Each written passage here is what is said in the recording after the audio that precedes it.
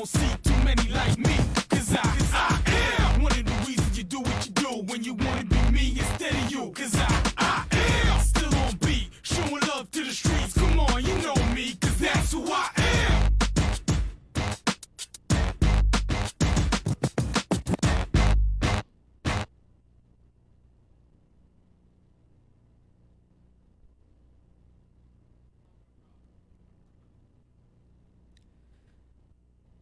What's going on, people? It is the first episode of our newest podcast brought to you by KGC Broadcasting. It is Shock Joxx. I'm Hunter Yancey, along with Kevin Hastings in here with us as well today. Jawan Wilson. Hey. There you go, Jawan. Say what's up to the people. How y'all doing today? All right, Kevin's coming in here with us. We might also have another person in here with us today. We'll see if Andre wants to stop in here. He's going to listen to what we have to talk about before he decides on whether he wants to step in and speak on anything. If we talk about maybe the Bucks, he might. Tampa Bay, right. We speak on Jameis. Hail Jameis. I mean, who wants to talk about the Bucks, though? Is he down there watching us right now? I'm getting my mic ready. Good afternoon, everybody. Sorry, a little technical difficulty. Episode 1, of course, we told you in all first episodes and shows, going to have a few technical difficulties trying to get everything up and going. A few different things than what we normally do, folks. If you're watching online, hello. I'm going to fix my camera. We're live on Facebook right now, Juwan. Cool. So we're testing on Facebook. We usually do our shows live on YouTube, so we're testing back and forth what we can and cannot get away with, and how quick they'll kick you off with the Eagles hat on. It could be any time. Absolutely. And just glad Hunter don't have his Redskins hat on. This is about to be an all NFC right. East type podcast. I guess. Andre might join us in a little bit. He's a Bucks fan, and talk a little bit about that. But I want to welcome everyone to the show. I'm Kevin Hastings. Jawan Wilson's here. Hunter Yancey.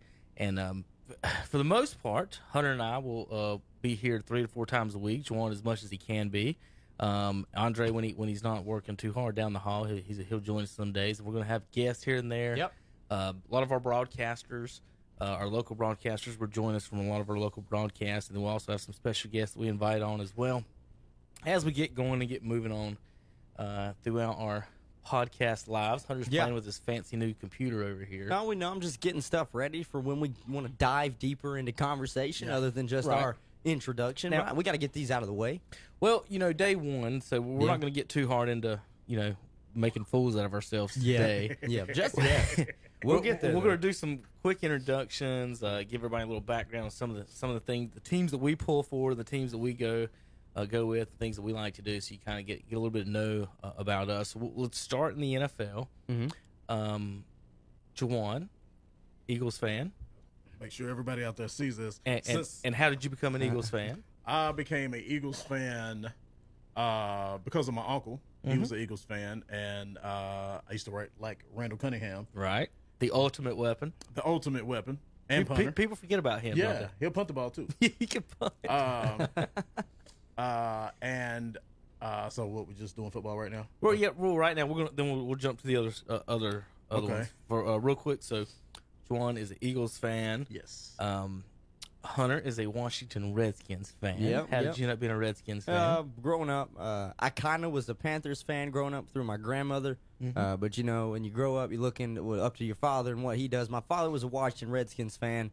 Obviously, before the Panthers were around, all you could get around here was maybe the Cowboys, Pittsburgh Steelers games, when the Falcons came around, and Washington games. And so he naturally gravitated to being a Washington Redskins fan. And that's all she wrote. I've been that way for probably about 6 or 7. Yeah, before the Panthers came, it was Cowboys or Redskins 1 at 1, 1 at 4, and you always watch those two. And you got the Falcons sprinkled in. I used to like to say that. So how Panthers fans became Panthers fans, is that the east side of the state was mostly Redskin, the west side of the sate was Cowboy, and then you had some Falcons fans sprinkled in, but not that many because they were kind of a later expansion team than the rest of them, but it didn't exactly get up into. I guess they didn't win any championships, so they didn't get that far into North Carolina. And Jawan can probably speak to this when he remembers. So think about it. So I was a Cowboys fan, and think about this. So the Panthers come to town. I'm a Cowboys fan. Their first year is '96, the first year after Dallas wins the Super Bowl. Yeah. So are you telling me that after 3 straight Super Bowls, I'm supposed to say I'm going to pull for the Kitty Cat cartoon team down here in Clemson instead of America's team who's won 3 Super Bowls? Oh, slow down with America's team. So Eagles, like they are. Yeah. No, but why do y'all get to be America's team? That's all I'm saying.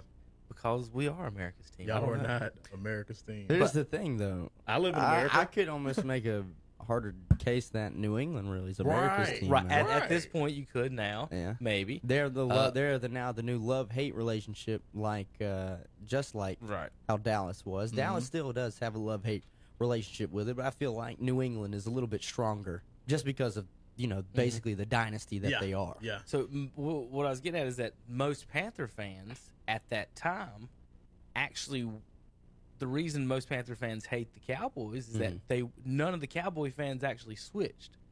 They've got a lot of the Redskin groups that were already here hadn't won a Super Bowl in 3 years, so the Cowboys won 3 straight. Then you got a lot of folks that weren't fans at all, and then you got a lot of the transplants. There's a ton of Pittsburgh and 49ers. There's a ton of 49ers fans back in those days. I remember working with my uncle at the flea market. He sold NFL merchandise. Yeah. And so my pay every week I worked with him was a hat. So I remembered who all, all the hats that we sold the most of. Steelers were very popular, 49ers, all the good teams back then. So Cowboys, reason I started pulling for him was, of course, the father. And I did take a 1 year and a half year hiatus when they traded Herschel. And I had some Vikings gear for a year and a half. And then I saw Emmitt Smith run. And that changed my mind on Emmitt and the team. So I being 10 years old, I couldn't get into the financials of Jones and everything they were doing. But after seeing Emmitt run, I was like, I'm still a Cowboys fan. Then the Vikings traded Herschel again. I guess they to y'all, didn't he? Was he traded to you guys? Yeah, we had Herschel for a few years. Yeah. And so when that happened, I'm like, well, I can't pull for the Eagles, so I guess I'm back in Dallas after 2 years. Then they started winning those Super Bowls. So I was like, well, I guess whatever. To go Cowboys. And then these last few years, I've been in protest, a Browns fan.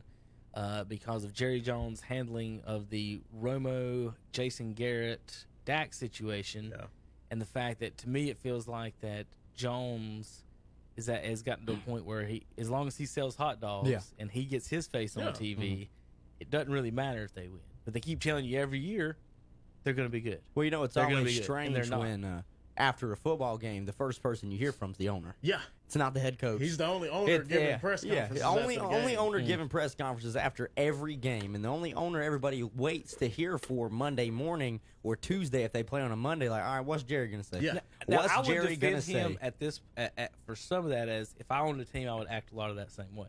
Well, but if I owned a team, I would also have a football man as a general manager, so I wouldn't have to worry about it. Right. I mean, his son's not bad. No. Draft wise, they've done phenomenally. Right. And I'm obviously not a Cowboys fan at all, but they've done a lot of good stuff through the draft, so they must have a good war room for them on draft day. Yeah. They know who they're doing a good job down there. It might not be Jerry, it might be who he's delegated to. Yeah. But everything else that Jerry wants to put his fingers on is been trouble. On paper, the Cowboys, they scare me. Yeah. But upper management makes me smile. Good, right? Upper management makes me smile. So you a baseball fan at all, Juwan? Do you have I like the Braves. I don't watch a lot of baseball, but if I do watch baseball, I like the Braves. Yep. Hunter's a Braves fan. Yep. Braves fan. All my life. Our family's Cardinals fans. Dad grew up on a farm here in Gaston County, and they didn't have TV, and so they watched or he listened to all his games on the radio. So the reason he's a Cowboys, Cardinals, and Tar Heels fan is those are the teams that came on his radio. Yeah. So if folks that don't understand the radio, you can listen back then without all the interference. Now you can listen to AM radio from St. Louis here in Cherryville. Wow. Clears every night. You can hear the Cardinals. So he used to sit there and listen to the Cardinals. So that's why we ended up being Cardinals fans in baseball. Let's see. Let me ask you this first. Yes, sir. What is does your son like all of your teams? Yeah. He just pulls wherever I tell him to. Okay. He know enough. Until the day he starts to learn, he's like, decide anything. Nowadays, kids, they're all Panthers fans. Yeah. Really in the area. Yeah. I mean, that's what's going to take the fan base to young kids. He knows better. He knows better. Well, I'll say this. That's he funny, knows though. to not pull for the Panthers. Yeah. He does know that. He should have the right to pull for the Panthers. This is funny, though. You would think my cousin, her husband, is a Panthers fan. They've got 2 young sons. One's 7 and the other one's 5. Well, they like to watch football now. One of them is a Clemson fan. You ask him what football team he likes. Doesn't matter whether you're talking pro or college. He's like, I like Clemson. That's cool. The oldest one, though, his father's a Panthers fan. But because he started watching football, he's a Cowboys fan. Oh. He wants it. I don't know if he got it. I didn't check, but he wanted a Dak Prescott jersey for Christmas. And I looked at him and I said, I thought you were smarter than this. Well, the Cowboys are on TV every week. Oh, yeah, they're every week. Yeah. Some sort of prime time game. 4 o'clock. They They're only on. play at 4. Yeah, Yep. they only play at 4. So by the time you get out of church and wind down That's and everything, exactly right. they're on But TV. that's because I heard you like, most of the people around here are starting to become Panthers fans. They've been relevant for the past few years thanks to Cam Newton and what they've done. But he wanted to be a Cowboys fan. I was like, well, you couldn't have chosen anybody. There's 31 other teams, Colby. There are 31 other teams. Listen to you two haters. Poor kid. He chose it because they're America's team. He loves America. He likes the star. See, you guys, there you go. Yeah. There you go. There's a perfect example. Y'all just gave a perfect example. Basketball, Jordan. You ever met a Washington Wizards fan? Have not. Yes, you have. That's You Hunter have Yancey, now. right? And how did that happen? Okay, this is Check out that Rasheed Wallace Bullets I know. jersey Oh, right there. Man, all right, this is a funny story. Not a lot of kids. Well, actually, this is probably more common with kids my age growing up. If you didn't have a sports team you rooted for, I know a lot of kids that for me at least, the first basketball video game I owned was NBA Live 2008. Gotcha. And Gilbert Arenas was on the front of it in the black and gold. And he was and he was back balling. then, Now yeah. Gilbert Arenas, Agent Zero was nasty. Yeah. But not only that, Did but he not play the like, kind of like jersey. Steph plays now, but just couldn't shoot that higher percentage? I Did he thought start that? Him He and used to pull some deep ones. I mean, and turn around. And, Did he not? He would pull from forever. But it was also Agent Zero was good.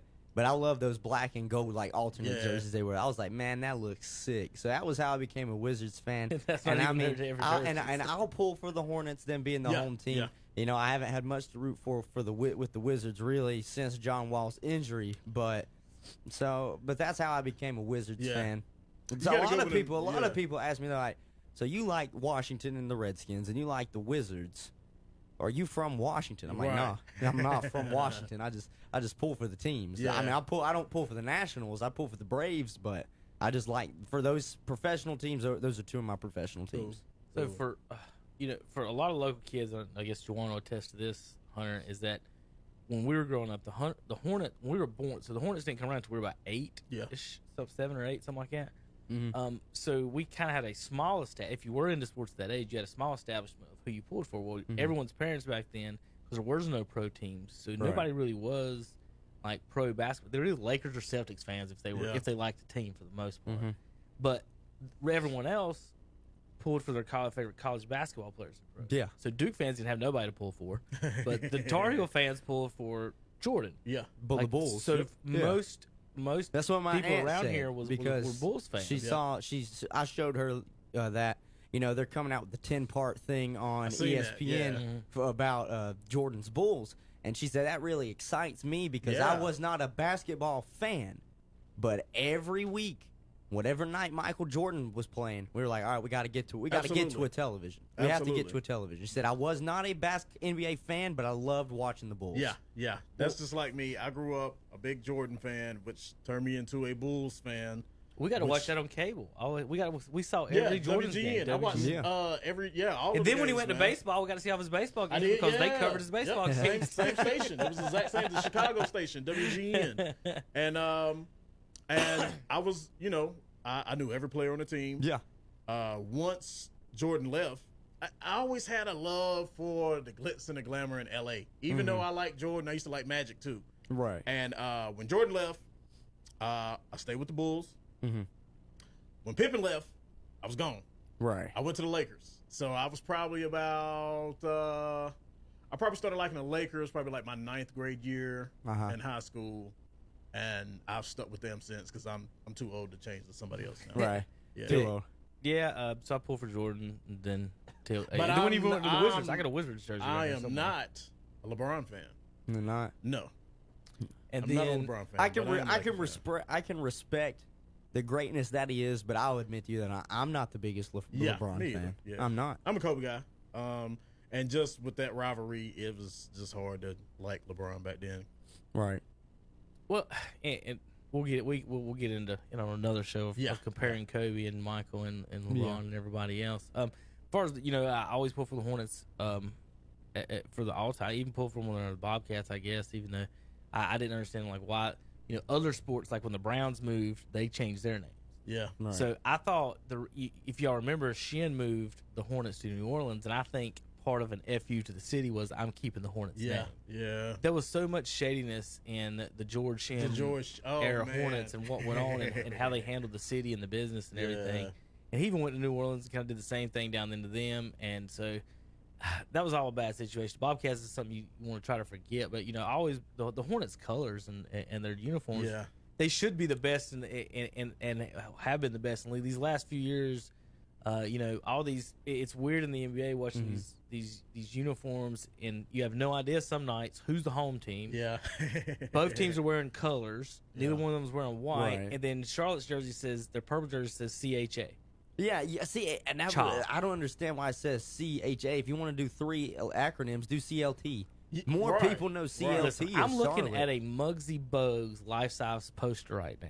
Yeah. That jersey's not big right? or small. They could fit Charlotte on Muggsy Bogues' jersey. They can fit it on Cody Zeller's jersey. Or if they Even though you don't see the E on Muggsy. That's fine. Something else they could do, too. They could really embrace the whole Queen City aspect of it. Put Queen City on the front. QC. Put QC on there. That would be sweet. Now Cincinnati will get mad about that. Yeah. Have you guys ever thought about the 3 name change that could have happened in the NBA that would have made some of the teams make more sense? How, say, Charlotte kept the Hornets, Utah loses Jazz and sends it to New Orleans, so they're the New Orleans Jazz, and get rid of the Pelicans, but give Utah the Bobcats. You would think regionally it would make more sense. But I don't. To me, Lakers I was like, were from Minneapolis, so that's not right. Yeah, they're not even the Lakers anymore. They would never change that one. No, they've made too much money off the purple and yellow. I don't know. I was just thinking Jazz. I don't see why it has to be New Orleans. I'm like, why did New Orleans say, hey, listen, let's try and cut a deal? College teams, absolutely. Are you Tar Heels across the board, Juwan? All the way across the board. I do like other teams. For some reason, when I was little, I always liked Michigan, because if I ain't mistaken, when I used to play the college football, they had Michigan on the front of them one year. Yeah, was Desmond Howard on the cover? I think so. Is that the year he played with Tyrone Wheatley? And it might have been. Yeah, the last college football game that they ever made had the quarterback on the front of it. God, what's his name? Denard Robinson. From Michigan. He was the last one on the front of NCAA. So I've got the copy I've got 2 copies of NCAA. One that has Armani, one's got Richie Williams on. Oh, really? Yeah. But now the Armani one he was a freshman, so he wasn't that good. So you had to go in and play with him. Yeah. What you had to do since App State was 1AA, you had to go in. And the conference. You could change. I think you could change conference. I think I put him in the ACC. I think I replaced Duke with App. Okay. And then good decision. Yeah, and then played on rookie level the first year so I could compete. Yeah. With App's players. And then after that, you start recruiting, and then I think by senior year, Armani, won all the awards and national championship, blah blah blah. But you actually had to work. You could. It's not like with Oklahoma or someone or Georgia. You pick them and you just get all the recruits and play. You actually had to work. Well, that's what I liked. That's what I liked about the college football game.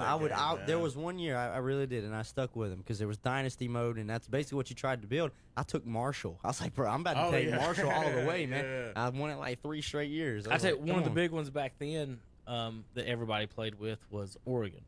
Oh yeah, because they had good teams, and then they were the ones with the 10 jerseys. You could switch to. I used to play with Virginia Tech.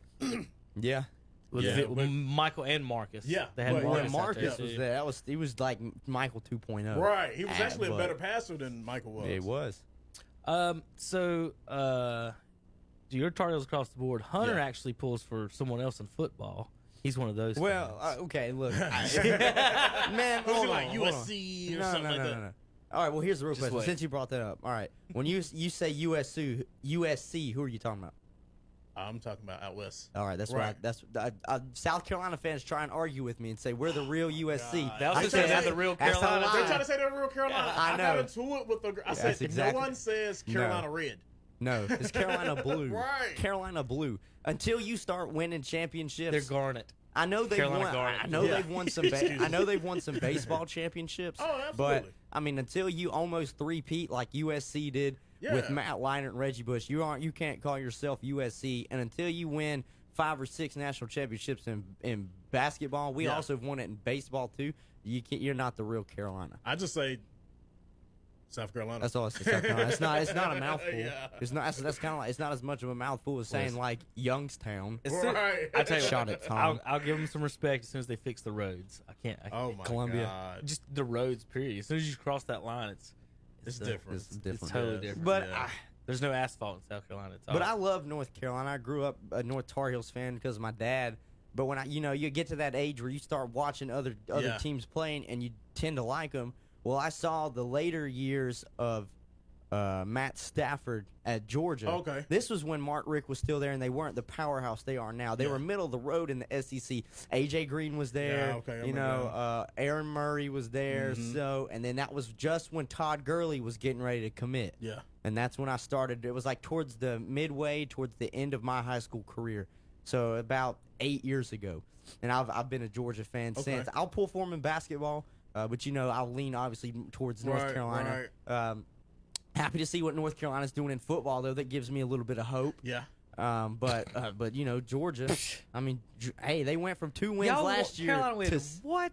And Yeah. that gives you hope. they went 7-6. Kevin doesn't like. Didn't they get beat? Carolina. I know. Didn't they get beat at home by Appalachian State? Yeah, maybe they did. But What but I college want did you you to go say to? this. At the team that beat North Carolina, Right. App That's State, my favorite point. Is school. why. That's That's why you brought it up. why you brought it up. That's what I'm saying. But other than that, like they won. North Carolina in football won 2 games Hey, last year. They were Juwan, predicted to win Juwan, 2 you're this running year. back. You're running back. And Hunter and Mac Brown come in your house. And they say, Juwan, you could be a Tar Heel. We might beat Duke. He's not gonna say that. We might beat Wake Forest. But see, But you could be a Tar Heel and represent your state. And then the App State guy comes in and says, Juwan, we're the best team in the state of North Carolina. You can run on the AstroTurf. Teams going to be scared to tackle you in the cold. but App State. Why would someone choose the losers of North Carolina over the winners at Appalachian State? number one, because it's North Carolina. What does that mean? It's a name. Well, see, if you It's want a me Tar to Heel. personalize this, I then was. I'll personalize it for me. Number one, I'm not a big mountain guy. Like just on like, hey, where you want to go on vacation? I'll always choose the beach over the mountains. Number 2 thing is I like Mac Brown. I've always liked him. I like Mac Brown. I like my other team is Texas too. I like to see Texas win. Okay. Only because of Mac Brown. Number 3 thing, Well, that's fine, Juwan. it's Carolina. You can go play for Mac Brown. You can Carolina have- produces. They put people Hey. in the pros. I know. Yeah, they but do. this is what I would Yeah. say if I was the app coach. Listen, that's fine. Go play for Mac Brown.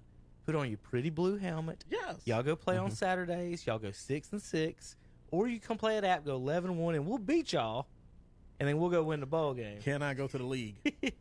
At where? App? Yeah. Carolina. Oh, well, you go to the league anywhere.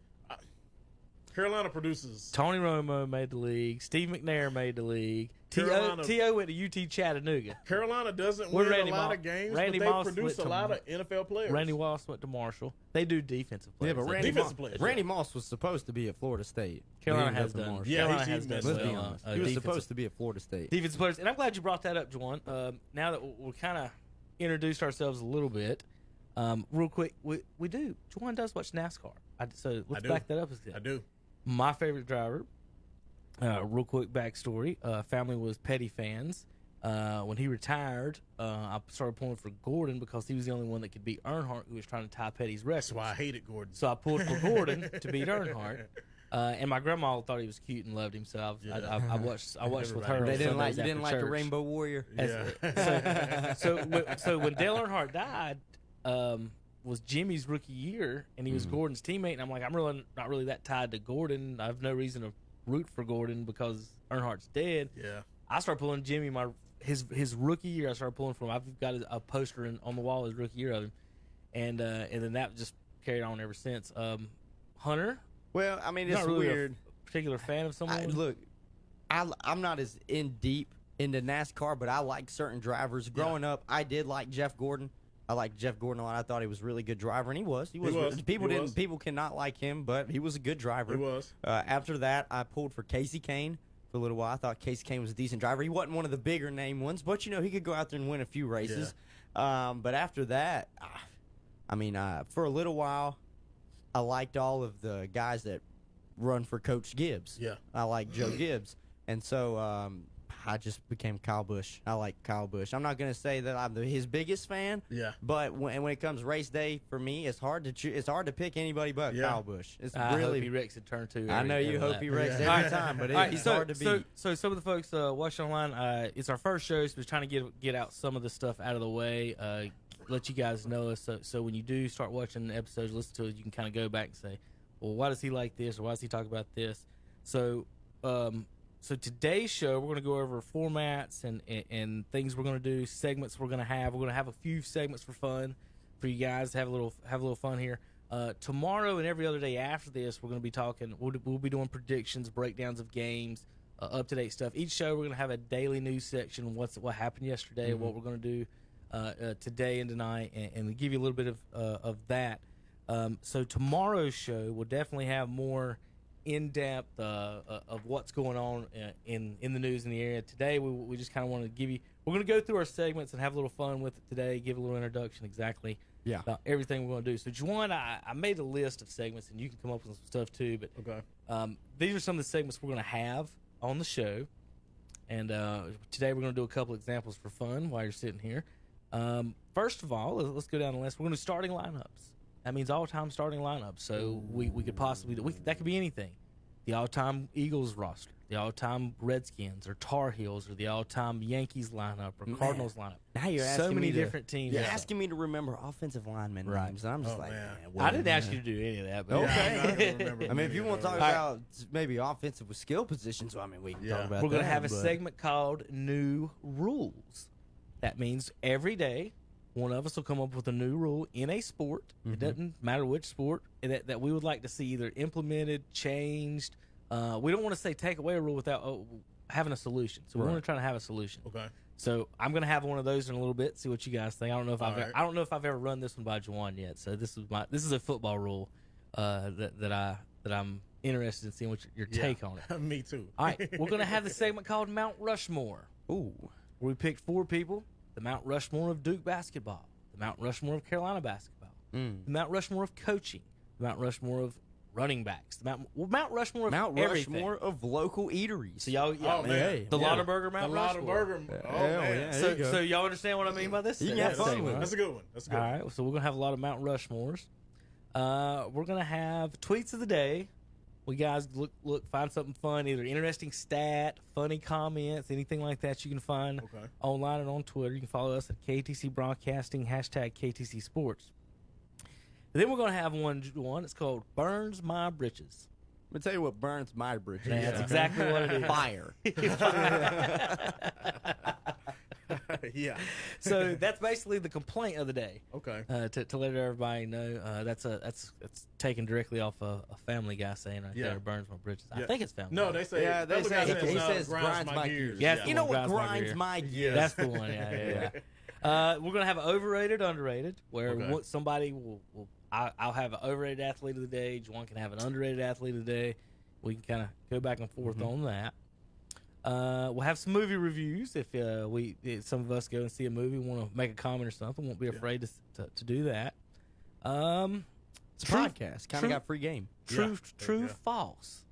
Now this is a game where I play true or false, where I ask you guys and the guests questions, and the only thing you can say is true or false. So, for example, Juwan, you ready for this? I am.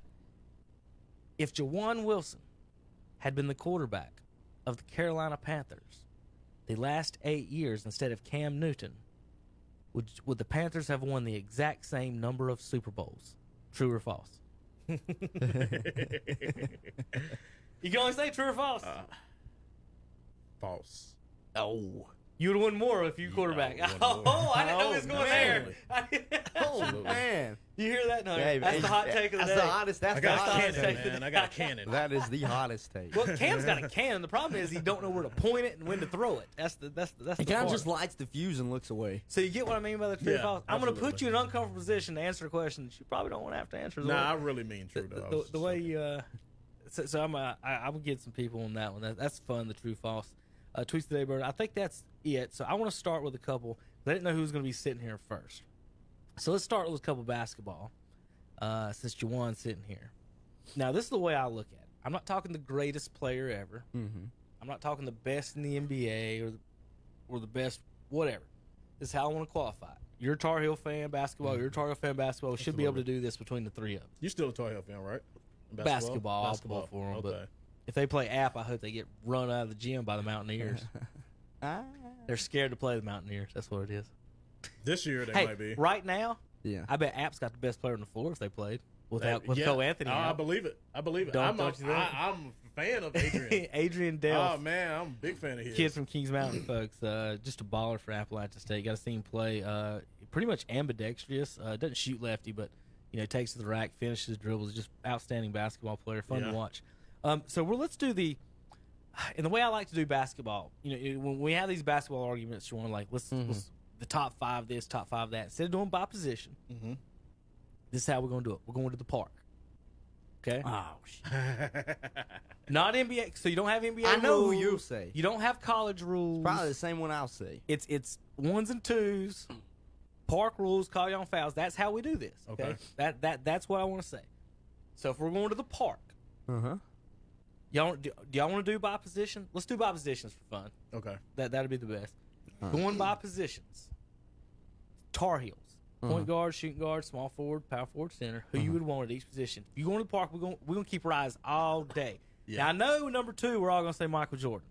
So we're gonna keep him at the shooting guard. Two guard is Michael. That's MJ. Gotta be. Yeah. MJ. The point guard is gonna be the most argued about. So let's skip over to the small forward. Small forward is basically, here's the nominations: Charlie Scott, Vince Carter, and if you want to put Stack at the 3. Other than that, I don't know if anybody else. Are you putting anyone over Vince? I have Vince in my starting lineup. Over Vince? I don't think so. No. But going to the park, you want Vince Carter over there, don't you? Vince Carter will just jump from the free throw line. Right. Yeah. He don't care. He's gonna jam on everybody. Yeah. The only one to me that I would have put on there. I'm also thinking about. I'm thinking about Barnes. That's what I'm thinking about. I mean Harrison. I don't think he's gonna miss a shot at the park. At the park, no. Okay. But are you half court, mid range?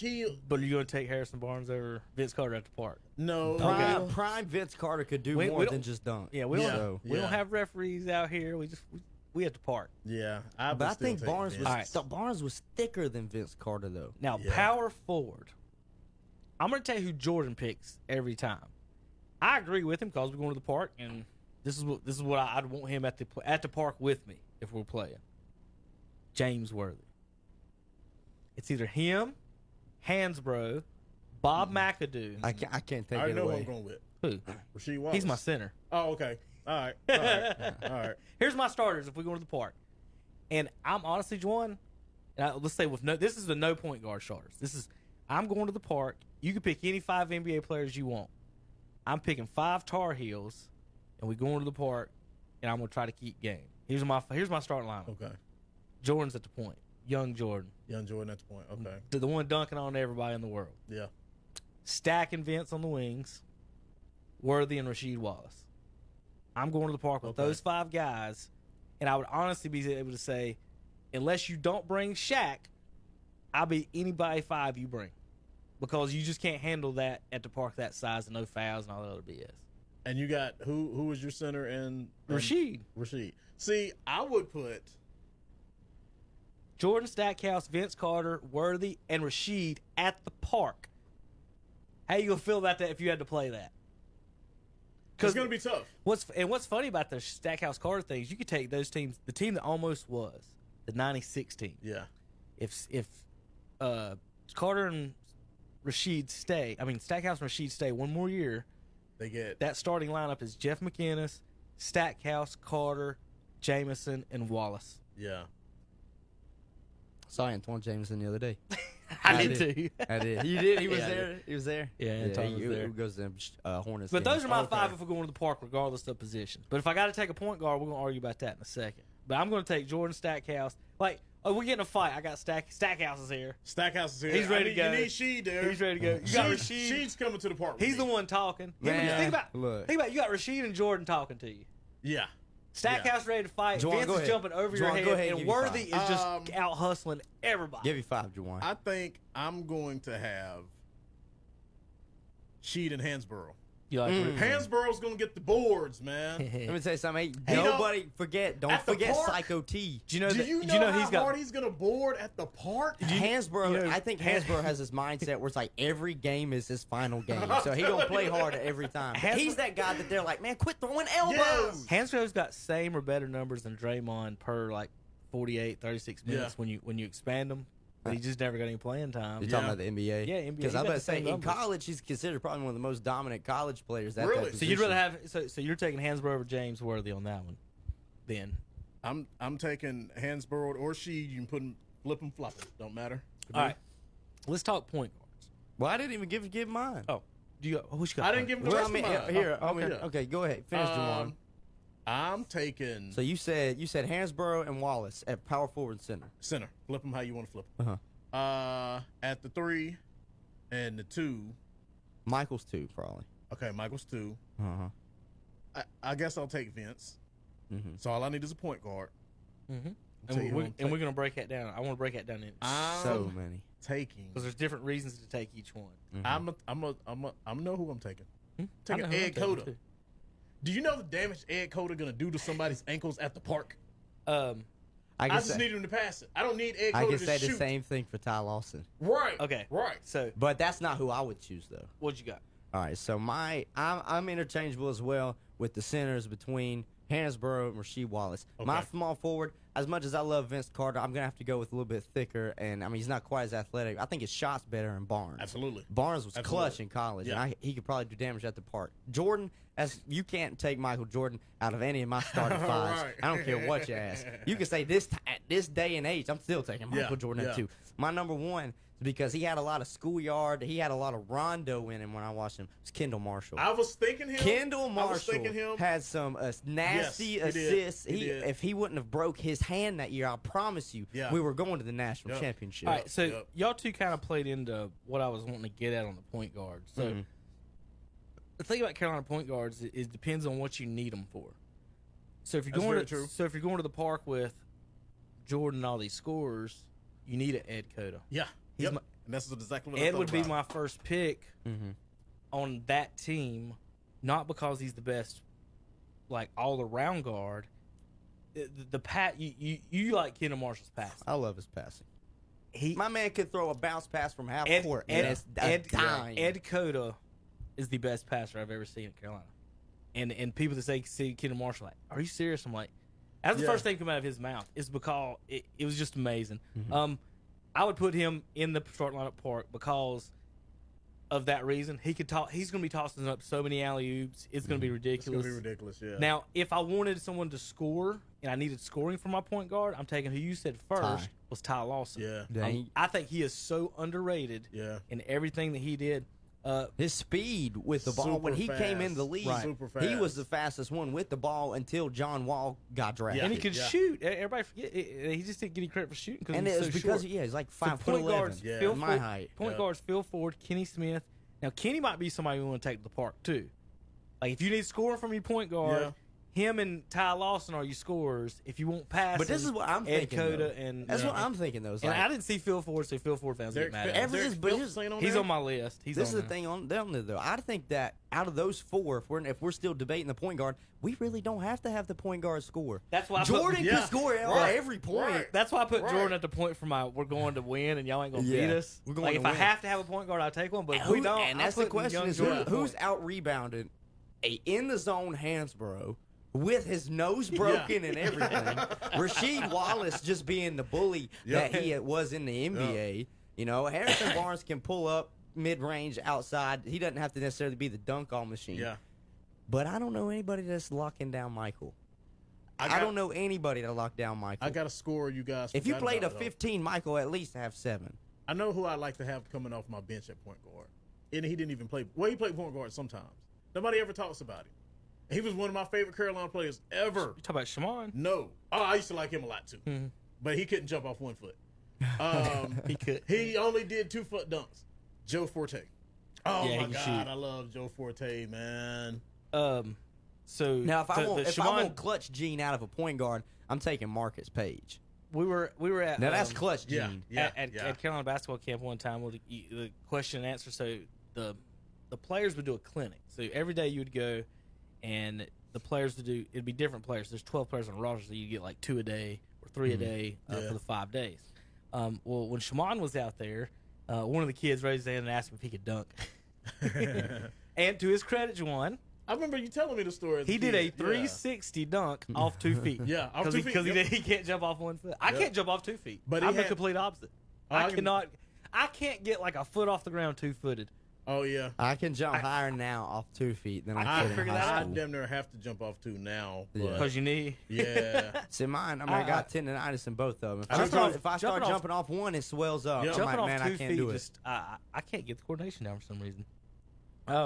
Yeah, the kid wanted to ask about Shimon. That was the same day that Vince Carter dunked from behind the free throw line. I've got a picture of him taken off in an old Snap reusable camera. Took the best picture ever. It's Vince Carter taking off. He's already got that ball cocked, and his toe is about that far behind the free throw line.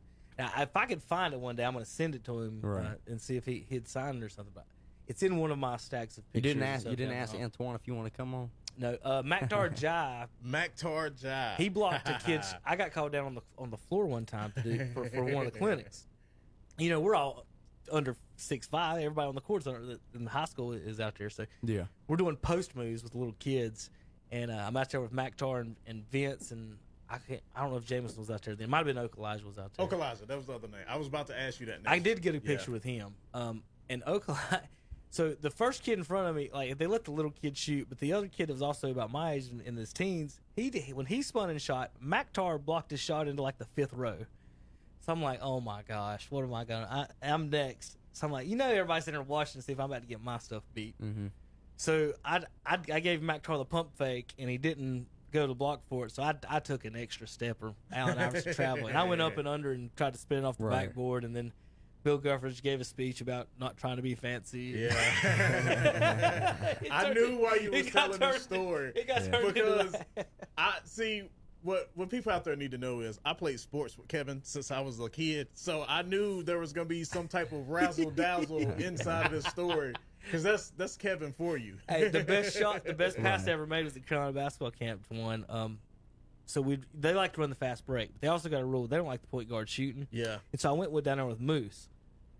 So Dave Hanners, every time Moose would pull a shot, what they would do, honestly, if the point guard shot and he hadn't made like 2 or 3 passes, they would call it a bad play. Yeah. They would blow the whistle dead and call it a turnover. So, our offense at Cherryville, Moose just pulls threes. Yeah. So we go down to Chapel Hill, Moose starts pulling threes. Every time Moose pulls a 3, beep, ball back the other way. Wow. So it's old school basketball. About the 5th or 6th time, Franklin was so mad at Dave Hanners back then. And then, but we had one of our coaches was Will Yoniker, and the best way I can describe Yoniker is Bill Walton. Understand what I mean? Yeah. Big Up tall and under- hippie. Yeah. Big tall hippie. So he was like, "Oh, cool, and what's up, guys? And how are you doing? Let's hug a tree, all that." Yeah. But he was really nice. We got a fast break. I took the ball out of bounds, and I looked. For some reason, I guess my big man had contested a shot outside or something. But he was running the floor, and he looked back at me when everyone else on the floor was not looking at me. So Juwan, I bowled it down the middle of the court, bounced all the way down the middle of the court, rolled between everybody's legs. And when I did it, I yelled, "Heads." The whole defense looked up as the ball was rolling between their legs. The big man picks it up, lays it in. Will Yoniker, beep, beep, blows the whistle, thought, "What in the world was that?" And everybody's just staring at me. And I had a little smile on my face. I thought, Of course you did. I thought it was a sick pass. And Yoniker goes, "By God, son, that's the best and dumbest pass I've ever seen in my life." So he gave me the 2 compliments. It was a great pass and it was a dumb pass, but it just bowled it right down. There's no way it should have worked. No, it was not just at all. bowled right Not at between all. everybody. And it was just like a cartoon. I was just watching the ball by. But I'll never forget some of those were pretty fun. I met Jeff McInnes and Phil Ford, Okalaja, all those guys back in the day. The Jameson was really nice. Got to meet Dean Smith before he passed away. The first year I went was the Dean Smith basketball school. The second year was the Smith. It was when he retired, so it was the Smith Guthridge basketball school, and the third year was just the Bill Guthridge. I never got to go to the Doherty. I was too old for that. So before he started building championship teams, Hunter. Well, with McCants. That's one of my favorites. Yeah. The Tar Heel fans don't like him because he kind of blew the. I used to like McCants. Blew the deal on the classes and stuff. There, man, we still. Why you gotta out us like that? Why you dry snitch? We still beat it though. Yeah, still beat it. Yeah, we still won a national championship. UNC outlawyered the NCAA lawyers in that one. The way they set up the classes. Just with some fun stories there. All right, so there's our fun little Tar Heels. How about let's go to my rule of the day. You ready for this? Yeah. All right, football. Switch to football here. Get it in your head. Yep. NFL players, more on the defense than the offense at all, are subject to fines for penalties. Isn't the purpose of a penalty to be a 5-yard penalty? Yeah. That's the penalty. Not a fine. So instead of fining them, what if we went in football on personal fouls? So a lot of times you'll have two guys punch each other. And they throw two flags, and it's offsetting penalties, nothing happened. Right. So as long as the other guy punches you, I can punch you, we can punch each other. Yeah. So, like, we agree, hey, let's fight, and then nothing will happen to either one of us. Right. Instead of doing the offsetting penalties, why don't we have football penalty boxes? I'm about to say, you trying to hockey this. You want to go to hockey, which I'll be fine with. You have, instead of 11 on 11, 10 on 10. Not that. I want the 11 on 11. I just want you to take. I think it would be better if we just went 10 on 10. Hunter, that would be a touchdown every play. No, not necessarily, because everybody's still being lined up with each other. If you took, so what I want to do is defense would still always have one person extra because the quarterback. Yeah. What I want to say is, so say the safety. So let's say Eric Reed for the Panthers. Yep. Easy to pick on. Gets a personal foul. Yep. You're out one drive. So, or plus the one you're on. Yeah. See what I mean? So you're out the rest of this drive plus the next one. Ooh, yeah. Or, because if you do it at 5 minutes, you punt, the other team runs a 5-minute drive, you're back on the field. Yeah. So in hockey, it's by minutes, and you got less people on the ice. I'm just thinking, take the player off and make his backup come in. That's all I'm asking.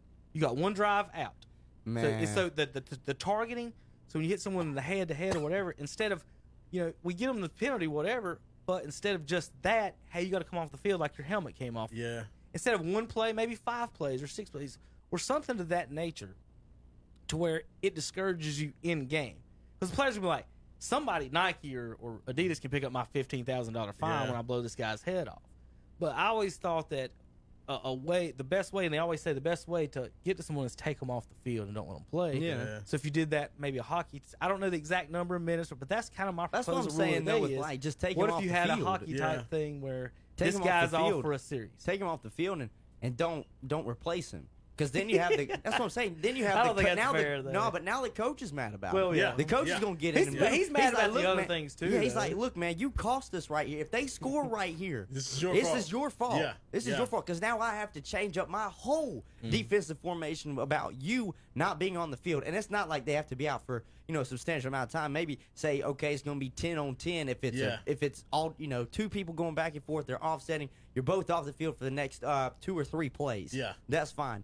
But if it's one guy and he's thrown off the field and say he's on defense, if I was the coach, I'd light him up, because I say, now we're playing 11 on 10 right now. Yeah. Now, how could you? Because that's how it isn't. That's a power play.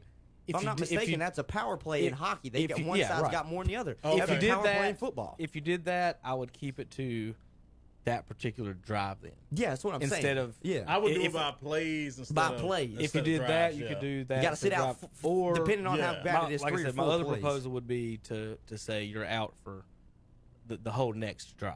Would be so those are the 2 kind of maybe one. I just don't think it's because then it puts him in a deeper situation, because then he's like, man, it's my fault that we just lost. Whether or not we win or lose this game now, it makes him have to really think before he's like, man, I want to clean clock this guy with a helmet on right now. I'm like, well, first of all, you're dumb for wanting to punch a guy with a helmet on. Oh, man. I hate seeing that. Guys, they get in fights and they start swinging on each other with helmets. Like, man, that's hurting your own hand. It does. I've actually done it before.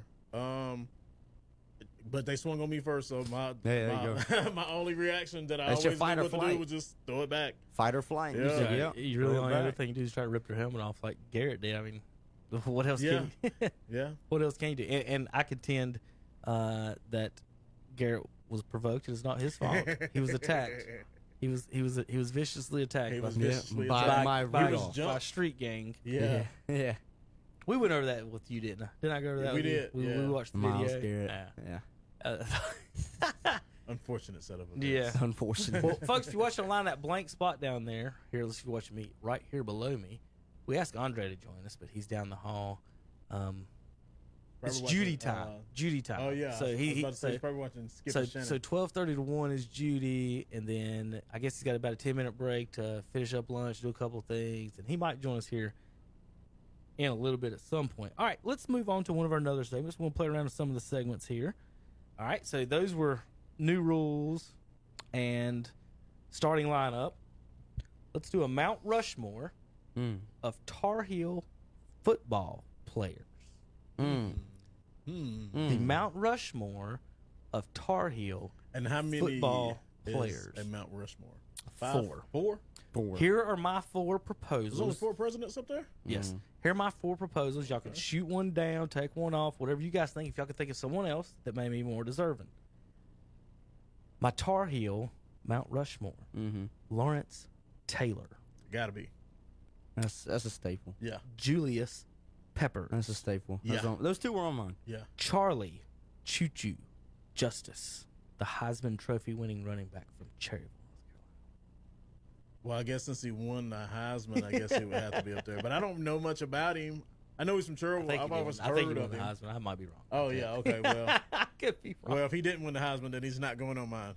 now he's on my Here's the thing. A lot of the best football players that come out of North Carolina were defensive players. They were. right. So my most of fourth- my other two were going to be defensive The players. fourth one on my list, I only had that one. The one offense was Justice. The fourth one on my list is Dre Bly. I was going to go with that too. He had like 13 picks one year. Yeah. He might have got to. I was going to put. Did he win a Super Bowl with the Rams? I'm gonna pull it up. Dre I'll Bly? find out in just a second if he did or not. I hope he did. 'cause Yep, I he really did. liked One-time him. Super Bowl champ, 2-time Pro Bowl. I used to love Who's Dre you gonna Bly, nominate? man. I'm very open on moving Bly if we can find someone else more deserving. I was going to Justice, I'm gonna keep there until further notice. I would, but like you said, like Juwan said, I mean, if he did win, I'm not sure he did, but Choo Choo was the man back then. I was going to say Robert Quinn. Robert Quinn was good back then. Robert Quinn was really good. He had his stint in the NFL. He's still in the NFL. He's Dallas Cowboy right now. He Yeah. was good when he was with I think he was with the Jets when he was drafted originally. Yeah. Man, he was really good. Actually, no, he was with the Rams. So that's another Tar Heel with the Rams. So he started with the Rams. He's had a very good career, but he was really good at North Carolina. The other one I would talk about, I don't think he had as good of an NFL career as Robert Quinn has had, but I think they were there the same year. Was Bruce Carter? Was the inside linebacker? I forgot about Bruce Carter. Inside linebacker. Yeah, that was a monster. Yeah, we had a really good team. Charlie that year he finished- played. Yeah, that was when Butch Davis was there. Yeah. Charlie Choo Choo Justice finished second in the Heisman Trophy. Was 2-time college All-American. Played for the Washington Redskins. Well, he wins. Yeah, that's what I was about to say. Hunter's gonna. He's in there now. So he played 43 games for the Redskins. Averaged 4.8 yards a carry, 10 touchdowns for the Skins. Like I said, 2-time All-American. Came in second in the. He was the most valuable player in the 1950 college All-Star game. I was hoping you was not going to read that part.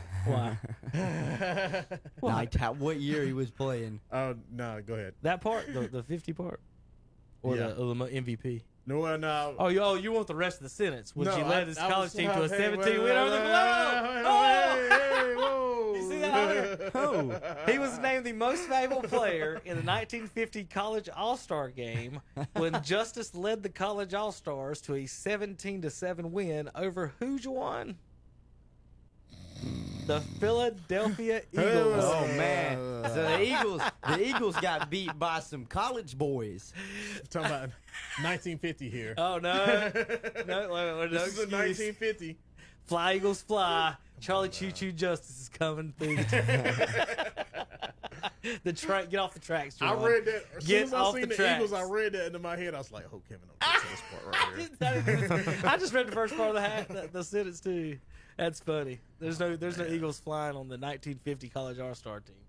we won the Super Bowl in 1960, so well, what it was called before. Maybe some of those All-Stars were on the Eagles by that time. Nah, I don't think so. I don't think so. We probably had all our players in war around that time or something, you know. Now that you said that, Justice did spend 4 years in the Navy during World War II. So yeah, that's where our players was at. They was in the war. okay, Right. yeah. So that's my nomination for that. Hunter, type in on your thing. Just type in Tar Heel football players. That's how I come up with my list. And you guys are right about the fact that it is mostly defensive. The Tar Heels. What we got to remember too is a lot of them, you know, for recently was because Butch Davis was such a good defensive guy. Yeah. He was really smart with defense. People forget the teams he had at Miami. He had Ray Lewis and all them boys. Nothing but NFL caliber talent all around him. And I thought he had the Tar Heels going in the right direction, which he did, but it was just unfortunate reason why he left. But he recruited a lot of great defensive players. I've got it pulled up right now. I was going to mention Leon Johnson. I was going to say something about Leon. And the guy that played, he was the running back for the Chargers. He went to the Super Bowl. Natron Means Natron Business. Means, yeah. Natron Means could maybe be up there. Just some nominees. Trey Boston. Try to say, Jeff Saturday. I'm looking He's at won a couple Super Bowls. the 2010 Willie Carolina Parker. roster. At the Steelers.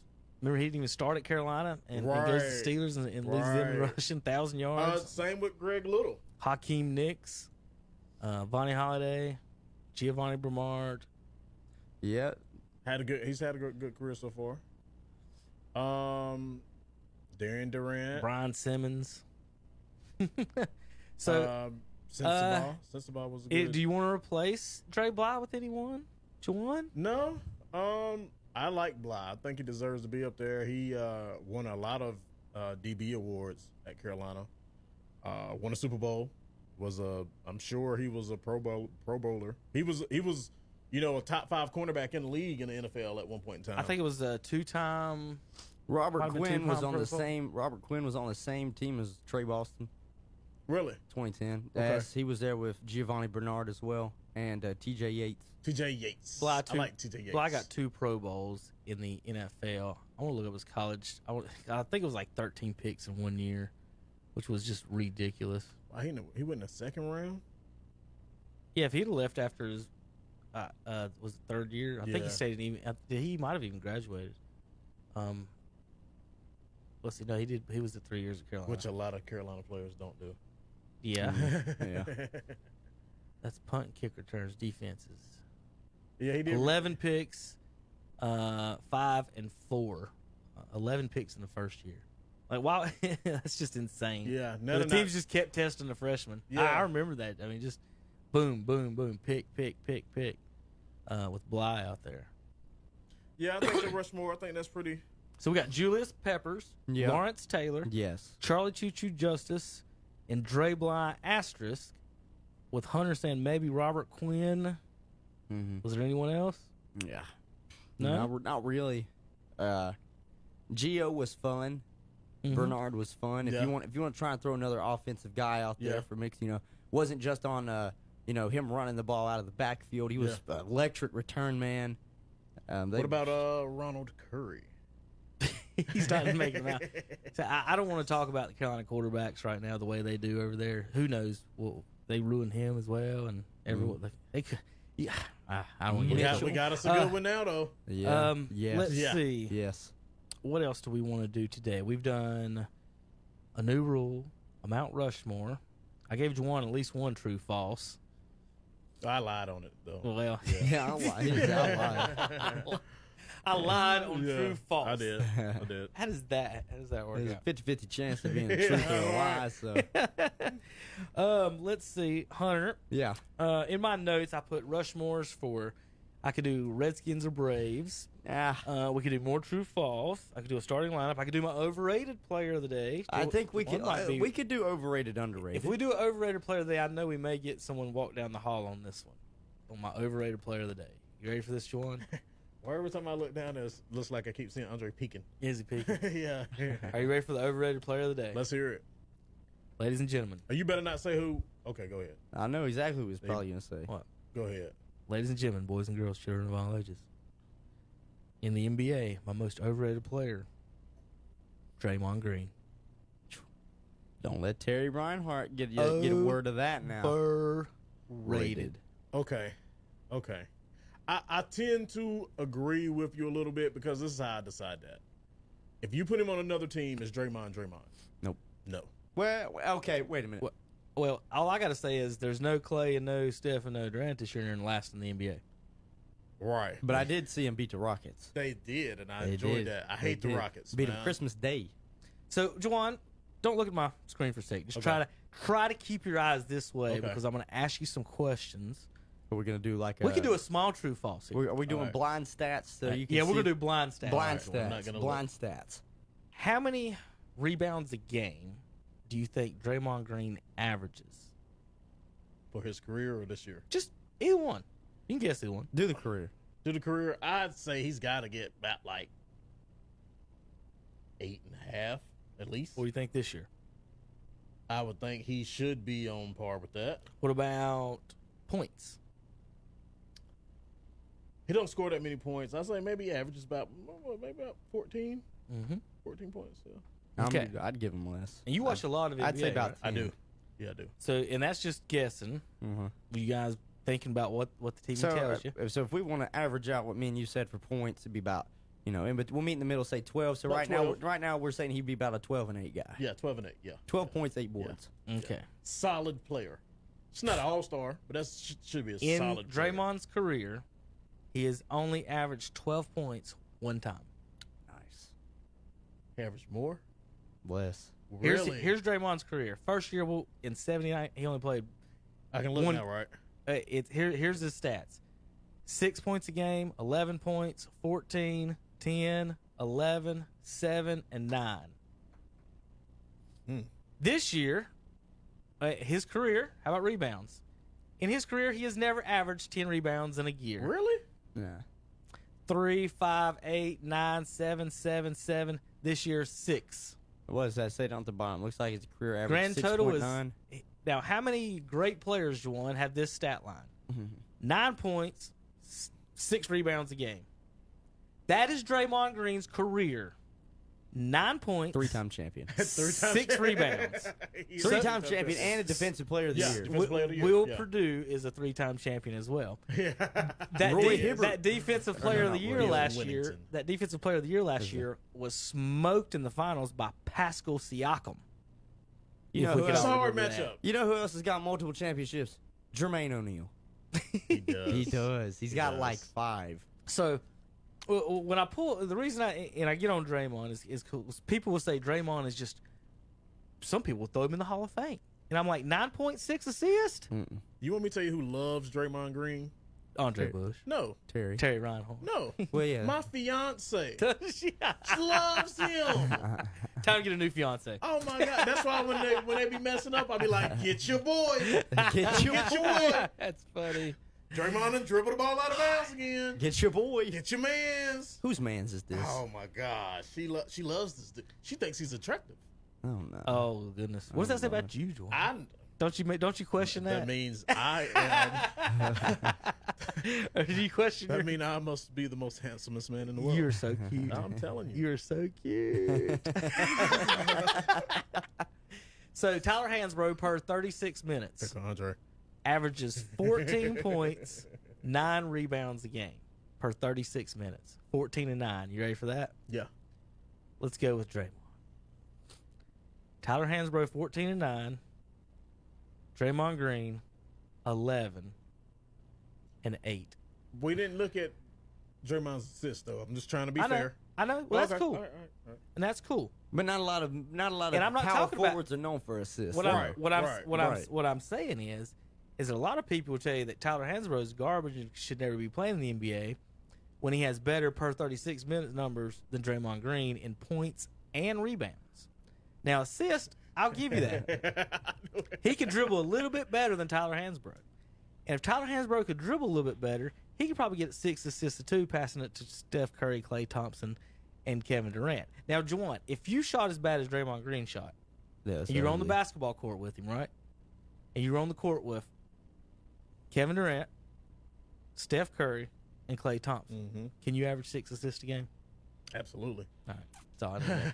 Kemba Walker Absolutely. averaged. I could, Andre. Kemba Walker averaged 5 assists a game in his career in Charlotte with nobody to pass to. Nobody. He passed it to himself. And Draymond getting off 6 the a game. backboard. Give it to himself. Andre, you're more than welcome to sit down and join us. Andre's a Draymond fan? Yeah, he's a big Draymond fan. Him and your wife will put his My girl Draymond jerseys loves on. Draymond, dog. They can watch it together and eat Now, bonbons. he is good for their team, but like I just say that when I rate a player that's not like that, like you know, all-star, I ask the question: if he went to the Hornets, would he be the same Draymond? I mean, I guess averaging 9 points and 6 bounds. I guess it could be. I mean, so now It's not that hard to get 9 and 6. You're right. So we've listed an overrated player. You want to do an underrated player? Well, I've got my underrated player of the day here too. Go ahead. Kind of in the same vein. So Because a lot of people try to. We're sticking with NBA then. Yeah, because a lot of people try to throw these two in the same category, and it's not even close to the same player, and it burns my britches. There it goes. Burns his britches. It And burns it's my overrated. britches to have these two people in the same sentences sometimes, Juan. Who's this, sir? Who in the hell would put Draymond Green in the same sentence as Charles Barkley? Who did that? A lot of people do. Oh, They say On size the wise internet. how On they the play. internet. Charles Barkley. see, but there's a younger generation here now, so there's a lot of people that didn't get to see Barkley play. A lot of people don't know how good Barkley really was. He led the 92 and 96 Dream Teams in scoring. Michael Jordan and Kobe Bryant were on those teams back then, weren't they? Was Kobe on the 96 team? He didn't come out to 98, did he? So it was Jordan. No, he came out in '96. Okay, but he wasn't on the 96 team. But he led the first 2 Dream Teams. Charles Barkley led in score. Now, remember what I told you about old Draymond, right? Yes, sir. Now, on Barkley's teams, was he not the one that shot the most shots on this team? Yeah. Okay. In his career, he averaged 11 points, 11.7 rebounds a game at 6'5". Taking the most shots on his team, averaged 11.7. Draymond in his career never averaged 10 rebounds in a season with everyone else on the court shooting 20 times a game. Like, what was his other job besides to get the rebound? Yeah. So my overrated, underrated combo of the day is Barkley being the leading scorer of the 2 Dream Teams, averaging 11.6 rebounds a game at 6'5" and taking the most shots on his team. And the kids today will underrate Charles Barkley. Andre, you want to tell me Draymond's good as Barkley? Well, no, Andre, I mean, you can come in here and tell us all you want. How about Barkley's assist numbers? Ain't bad for a power forward who shoots 20 times a game. 4. So How many? Oh, he averaged 22. 22, 11, 3.9 assists a game for Barkley. Guy enlisted at 6'6". You see him in a picture of Jordan. He looks a little bit shorter than Jordan. I thought he was 6'4". The only MVP Jordan did not win in his 6 seasons was won by who? Oh, Barkley. Charles right? Barkley. Barkley took him out. Then Jordan took him out in the championship. Remember, Barkley famously said that God told him that they were going to win the championship. And then after they lost, they said, "What happened?" He said, "Well, God didn't tell me Jesus was playing on the Bulls." Yeah. They got his name right here as the Prince of Pizza. The Prince of Pizza. I've never heard that one. Man, the incredible bulk. Would you look at that? Yeah, bread truck. My word. The round mound of rebound was probably the most popular back then. 11-time All-Star, 11-time NBA, All-NBA, All-Star MVP. You want to know who's underrated too in today's game? Let's see it. It's Kelly Oubre Jr. I think Kelly Oubre is highly underrated, and I know he's gotten a lot of showtime because he's done a lot of posters to people. He got posted only one time, someone got him back, but he's done a lot of posterizing to people. But he was. And I'm not just saying this because he was a Washington Wizard at one point. I'm mad about that. He was with my Wizards, and we traded him for a rental and Trevor Ariza, and it didn't work out. Yeah. We traded him for Trevor Ariza. Right now, 18 points a game. He's getting 6 boards. Kid's young, man. This year, yeah. He's young. He's only in like his 3rd or 4th season. So, I mean, he's balling this year. Now, of course, he gets outshined on the Suns by Devin Booker. We know what Book does when he goes out there and plays, but I think Kelly Oubre is pretty underrated, and I think the Suns, for as much slack as they've gotten over the years, for not trying, actively tanking, they're now the West Coast 76ers, how they were for years. They're putting together a pretty decent little squad. Yeah, I like this squad. I like Oubre. I like Oubre in Kansas. I did. I liked him in Kansas, I think it just took him a couple years to find himself. Yeah. People forget he was at Kansas for a blip the same time Devontae Graham was at Kansas. Yeah. And people think Devontae Graham's got an opportunity to win Most Improved Player this year. Yeah. But he was just, we're talking about overrated, underrated right now, and I know that you said underrated. You went back in the past and got it. I was just saying underrated right now in the present. I think Oubre is underrated, and this is one of the things that I'd want to change as well. When I look at the NBA, when I know we talked about rule changes earlier, this isn't just a rule change. I think this should be just or necessarily a rule change for the game. I think this needs to be a rule change for the All-Star game. NBA All-Star game is still fan votes. Yeah. It is still fan voting. I know that, and I know they've done it differently where it's like Team LeBron and Team Steph, and whoever the fans voted for, they get to draft by. I don't think so. I think it should be handpicked by ex-players. Yeah, okay. Like how they're doing in the NFL. You know how they have coaches and they draft the players. Team Dion. Team Dion. Yeah. And I know people are like, oh, well, it takes the fan aspect out of it. It's like, yeah, but I mean, you have fans out there that still vote for Kobe Bryant right now. Yep. They were voting for Kobe Bryant to make the All-Star game the last season he was playing, and my man was awful. Yeah. The stats were awful. So I mean, because this would give kids like Oubre, like Booker, it would give them more of a opportunity to play in the All-Star game and show what they have. I mean, all I can say is, I mean, of course, LeBron and them will be there, but, I mean, Westbrook's not having that great of a year, but he'll still get voted in. Him and James Harden. Well, that's funny because my underrated player was going to be Bradley Beal, because a lot of people, if you don't know basketball the way we do, you don't have a clue who this man is. Oh, I know, and I've said this before on one of our Saturday shows, but I don't know if anybody heard me say it. It's just one of those things where it's like, he might be the best two-guard in the East. Really? He might. I mean, I think he's probably the best. It's tough because you got, they interchanged Jaylen Brown at the two in Boston. Yeah. But other than that, the only other two that would be Jimmy Butler down in Miami. I mean, and then Terry Rozier and Devontae Graham going back and forth between the 1 and 2. But Bradley Beal's out here dropping 25 to 30 every night. That's all Washington has besides the young gun and Hachimura. Yeah. Because John Wall hasn't come back off his Achilles injury in almost a year and a half. I know, right? So, and people are wondering, because his contract is so bad and they had to pay Beal. Who were they going to split off of? I was hoping the Lakers. I can agree with that 100%. And this is not just me. As a Wizards fan, I think Bradley Beal is very underrated as a two guard, and especially in the East. Because another guy in the East that people probably like to talk about, Chris Middleton. They like to talk about Chris Middleton. He's better than Middleton. But he is better than Middleton. He can do everything. He's not just a spot-up shooter, man. He can put the ball on the floor. Right, he can slash. Man, I'm telling you. I got you a comparison for Draymond Green. Those are overrated and underrated. So I actually had this note, and I didn't do this last night. I've had this thing prepared forever. We didn't do an overrated, though, so we just did underrated. I've had this thing prepared forever. Where I went through and did Draymond's numbers, 9, 7, and 5. And so I want to give you some comparisons to players who are close to 9, 7, and 5. Oh, man, there's a lot of people with the assist is the problem. So the closest I think we could get to a comparison for Draymond would be Anthony Mason. 11 points, 8 rebounds. Draymond has 7 rebounds, and Anthony Mason got 3 assists. Draymond 5 assists. Both power forward, dribbling big man. AC Green 10, 7, and 1. Danny Green 9, 4, and 2. How about Jeff Green? 13, 5, and 2. Draymond averages 9, 7, and 5. Jeff Green used to be a scorer, I used to really, really like. Let me tell you something. Jeff Green can bang on somebody. Here's you one with the soul glow. Robert Reed. Remember him? I do remember Robert. 11 points, 4 rebounds, 3 assists a game for Robert Reed. Kelly Tripucka averaged 17, 4, and 3. In his career? Yes. Kelly Tripucka. 17, 4, and 3. Draymond averages 9, 7 and 5. How about Luke Longley?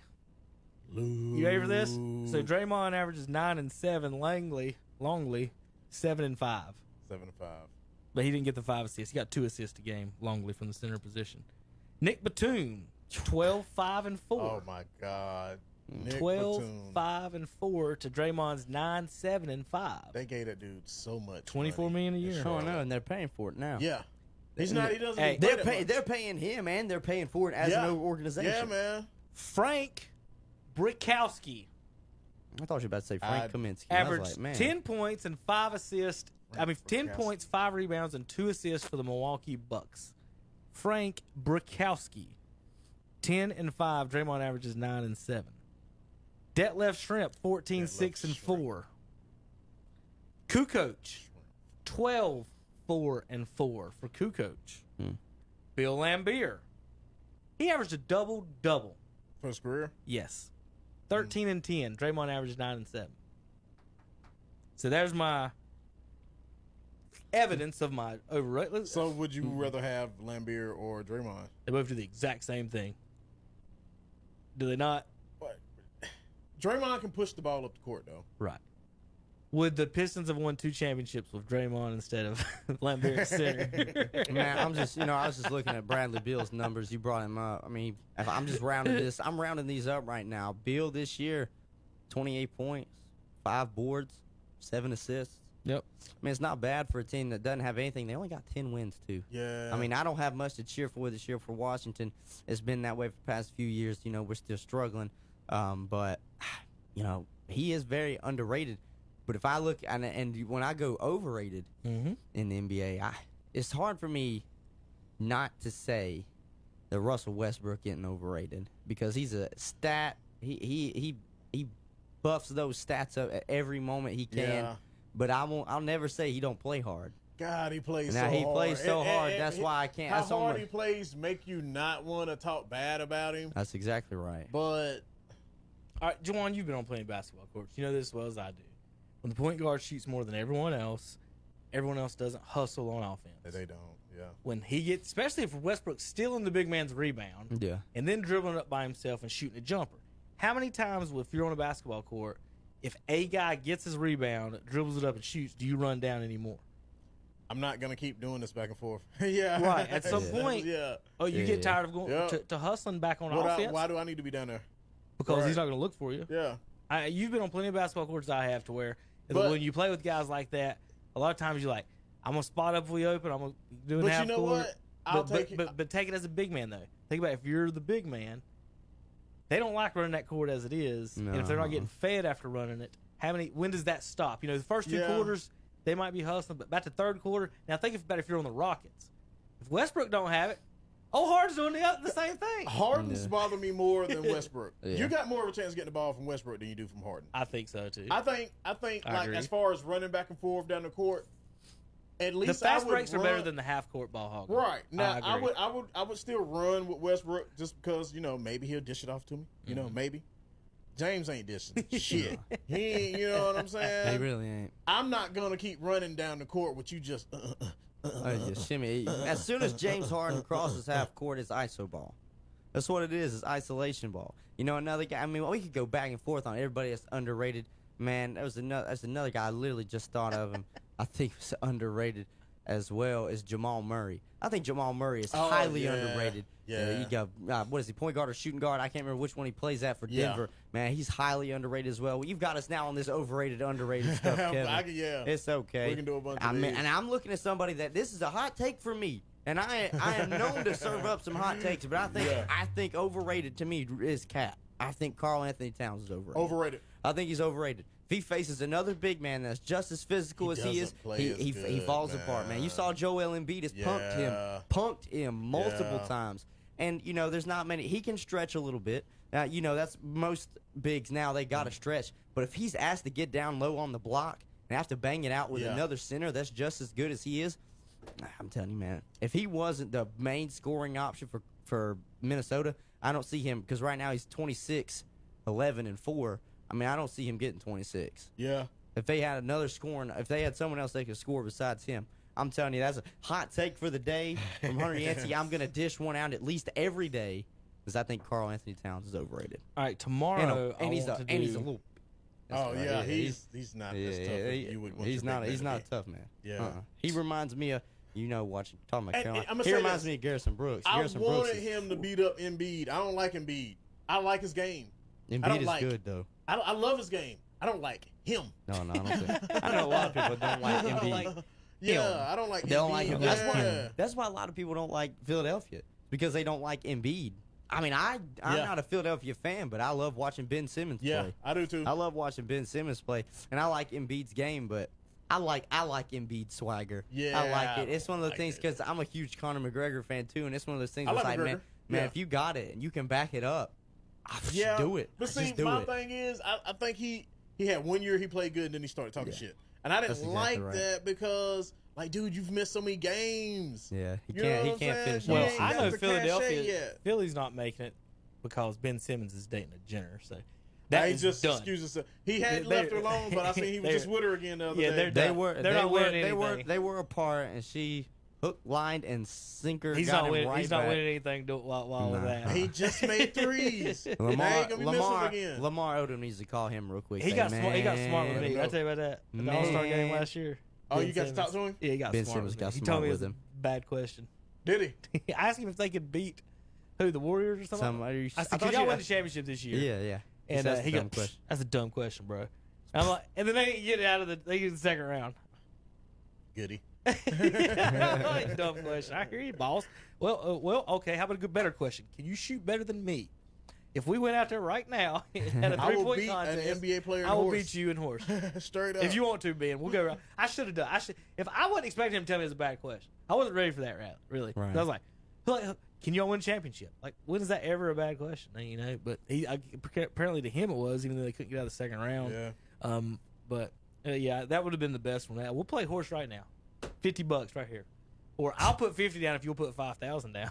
Yeah. And man, be more like, look, if you put $1,000 down, I'll buy you lunch if I lose. Yeah. That's about all you're gonna get out of me, though. Good old Loudburger. And people don't believe that sometimes. We was talking. I got in an argument with somebody a couple years ago about who was it? Someone was shooting like 40-something% at the free throw line. It's probably Dwight. Yeah. No, it wasn't him. It was one of these other sorry dudes.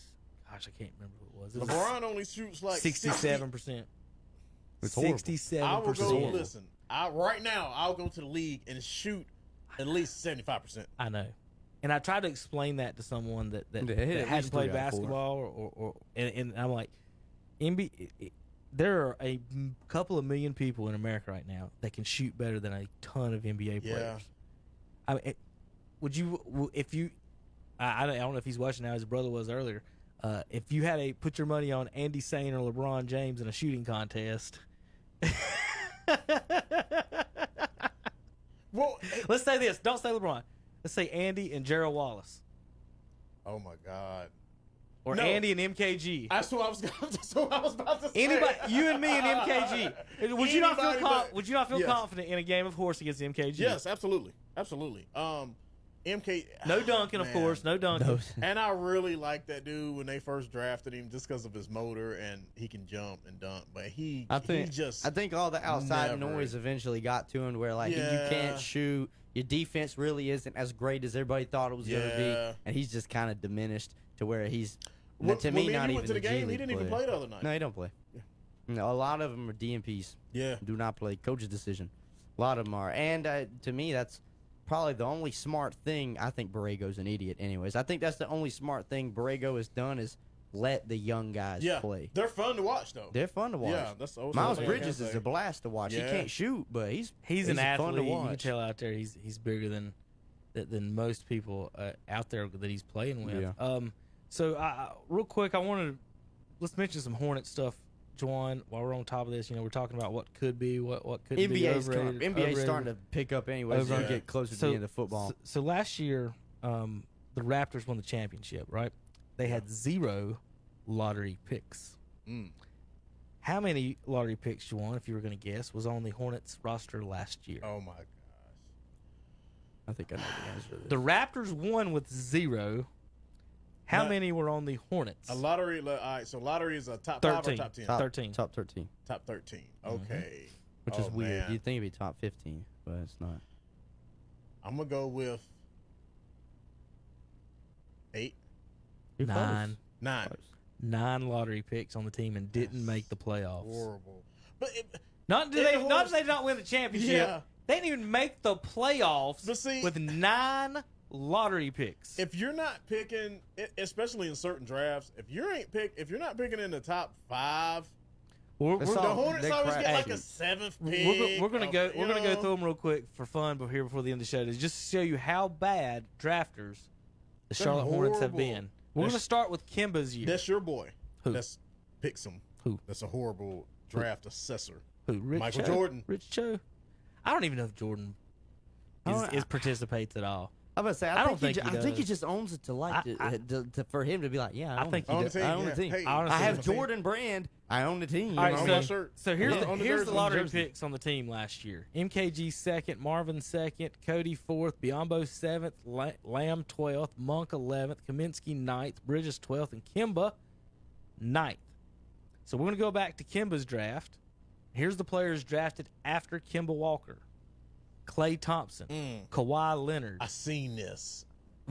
Vucevic. One of the Morris twins. Now, Both Both of the Morris Morris twins. twins. Yeah. They Right got picked after right each other. behind each other. Miritich, Fareed, Oh my God. Tobias Harris. And Tobias Harris to me is a all-star. I like If Harris. he Now- has his own yeah. team, he's Now- an all-star. Now, Jimmy Butler was picked after Kimba Walker. Now, Kimba, let's say Kimba's a good pick and you went with that, and that's fine. Okay?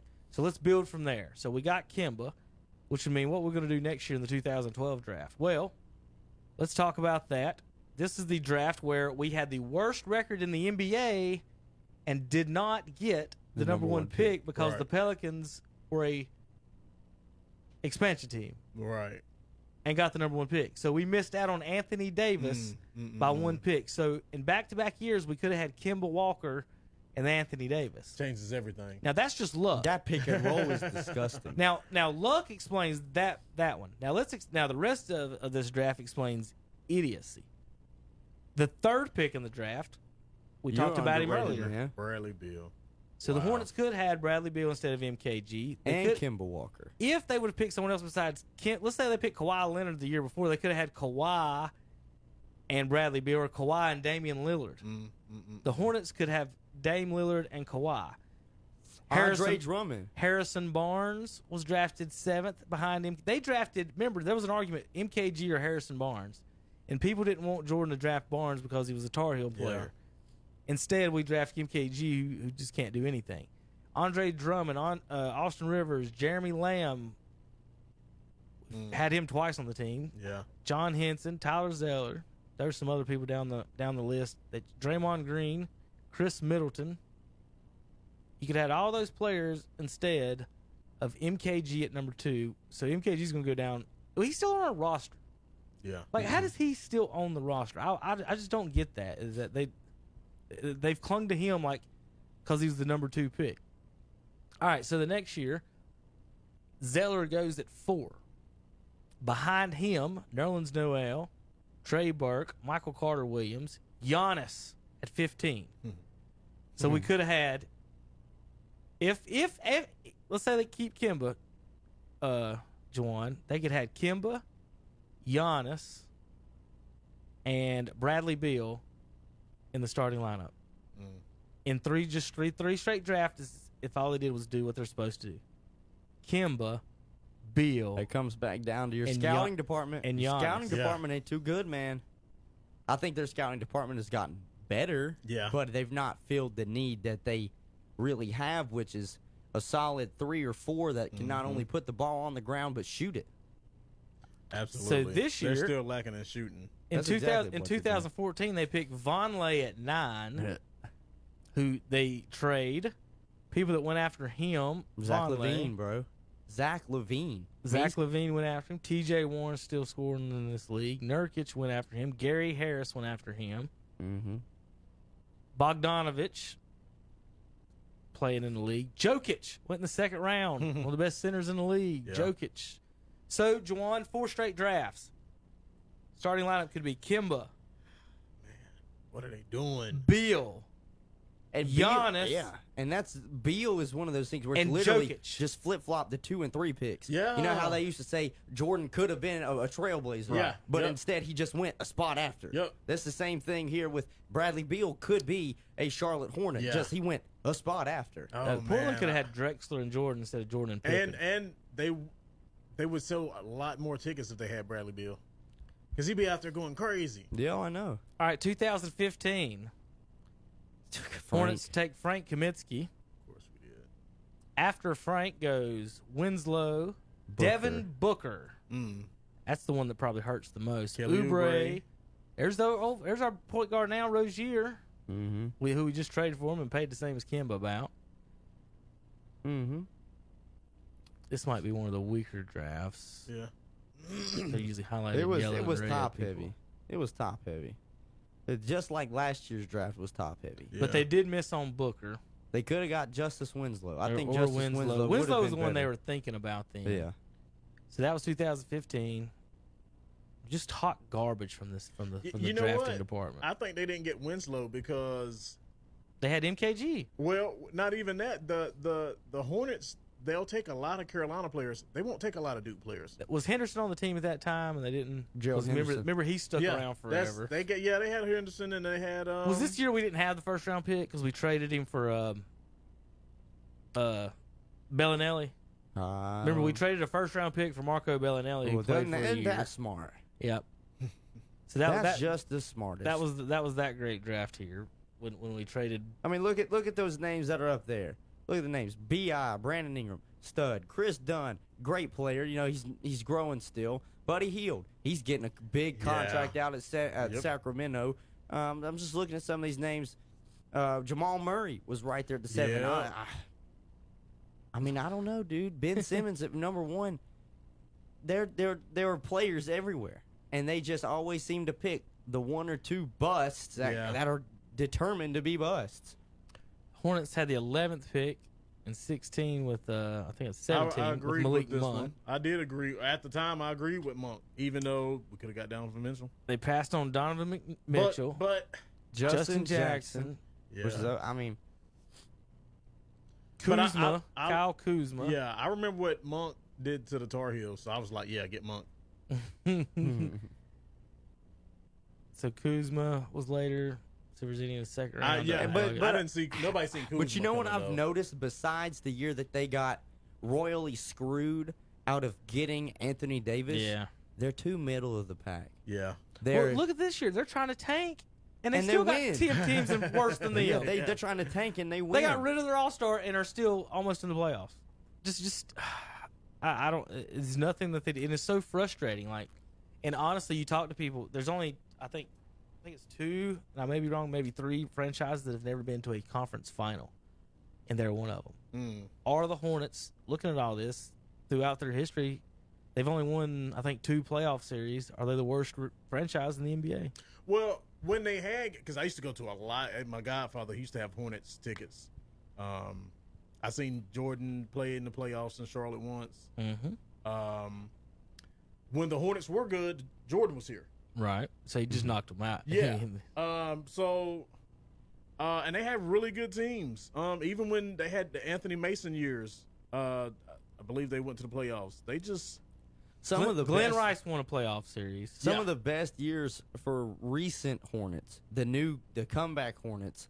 I don't even know if he was on the team when they were Hornets. Might have been just the later years. The Bobcats is when they had Kim Walker and Big Al. They brought Al Jefferson. Al Jefferson. Yeah, they brought They Al were Jefferson together. in. Jefferson was there the first year they were The named the Hornets. Okay, He was gone. They after got that. it back. So that's what I was like. And then after that, they replaced him with Dwight. Yeah. And Dwight looked like he's reemerged He himself set out the in the Lakers. he set the Hornets team record for field goal percentage in a season. Really? He's got Dwight the Howard. all-time Hornets best field goal percentage in a season, 57%. If you do the math on that, you know how we do the stats. So I did the math on Dwight Howard's average with the Hornets, and then the NBA average for 3-pointers, and if you extrapolate them per 100 shots, Dwight would win. Right.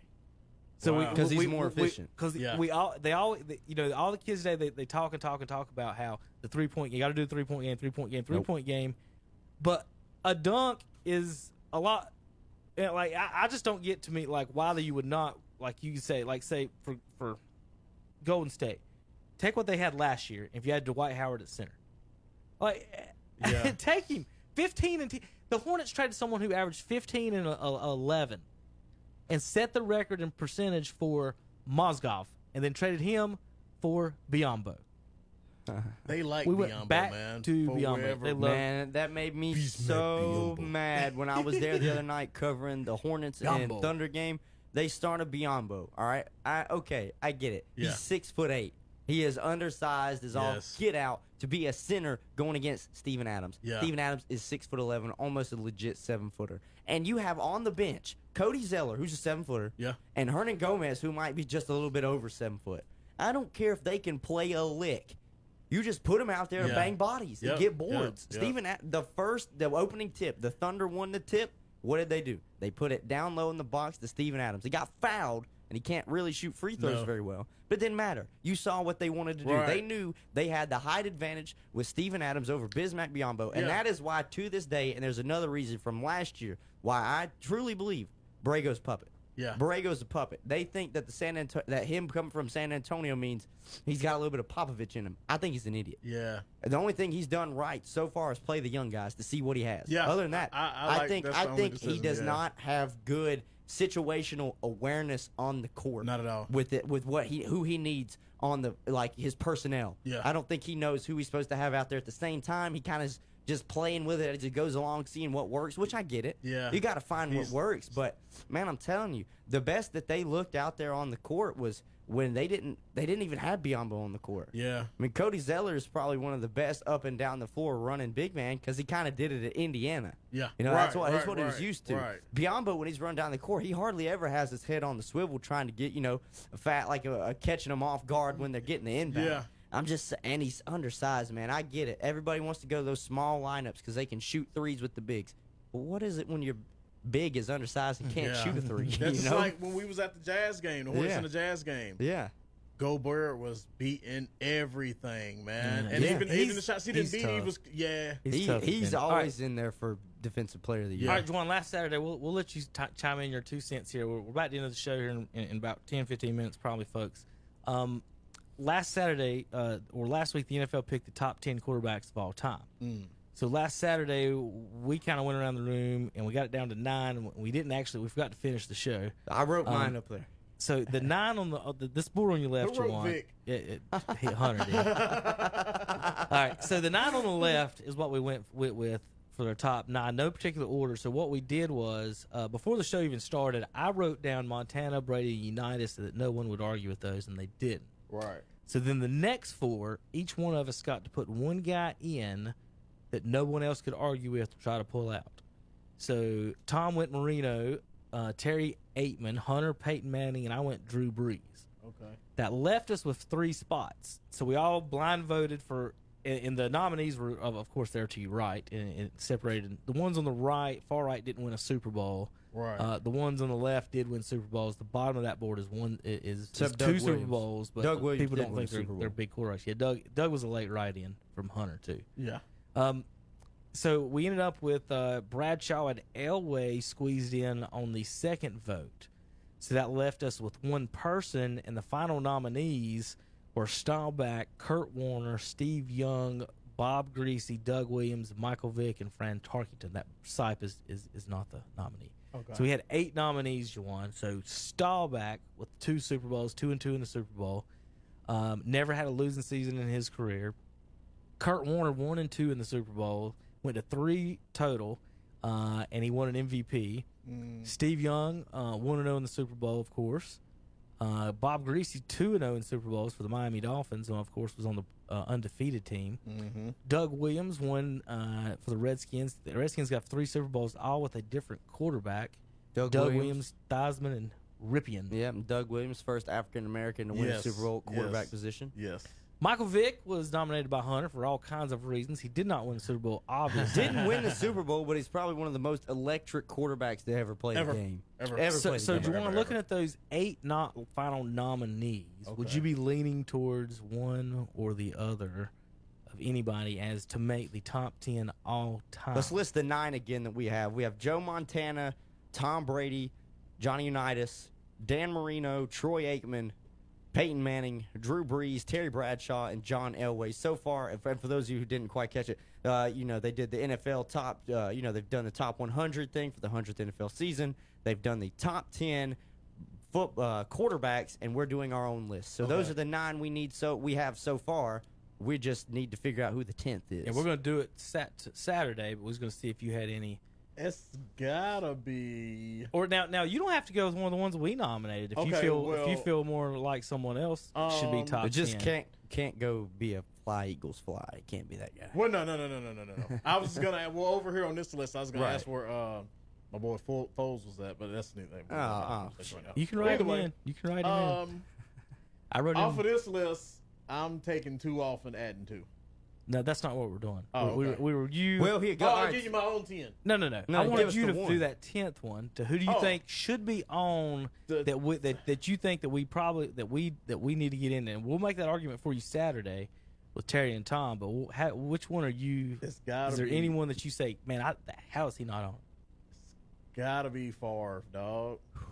Now see. I'll shoot that one down so quick. Favre or Young, I mean. How would you take? Let me ask you this. Now, I would take Young. I like Young over Favre. How would you take Favre over Aaron Rodgers? They both won a Super Bowl. One. Right? Yeah. Mm-hmm. Now, Favre, his Super Bowl, he was so bad at quarterbacking that the kick returner won the MVP. Desmond Howard, yeah. They don't give MVPs to kick returners if the quarterback played good no matter what. Let me tell you something they about did, though, when Chicago was in it a few years ago. Devin Hester took it to the house. But Favre, he did so much other stuff in his career, man. Like, during his career, he was always a top 5 quarterback. Yeah. You know. I mean, I guess everybody was. Right, except maybe, at some point. I don't know if Breeze wasn't always a top 5 quarterback. Aikman, he's got to go. He's got to go off that list, though. 3 rings? That's tough. The man can't throw a football in the rain.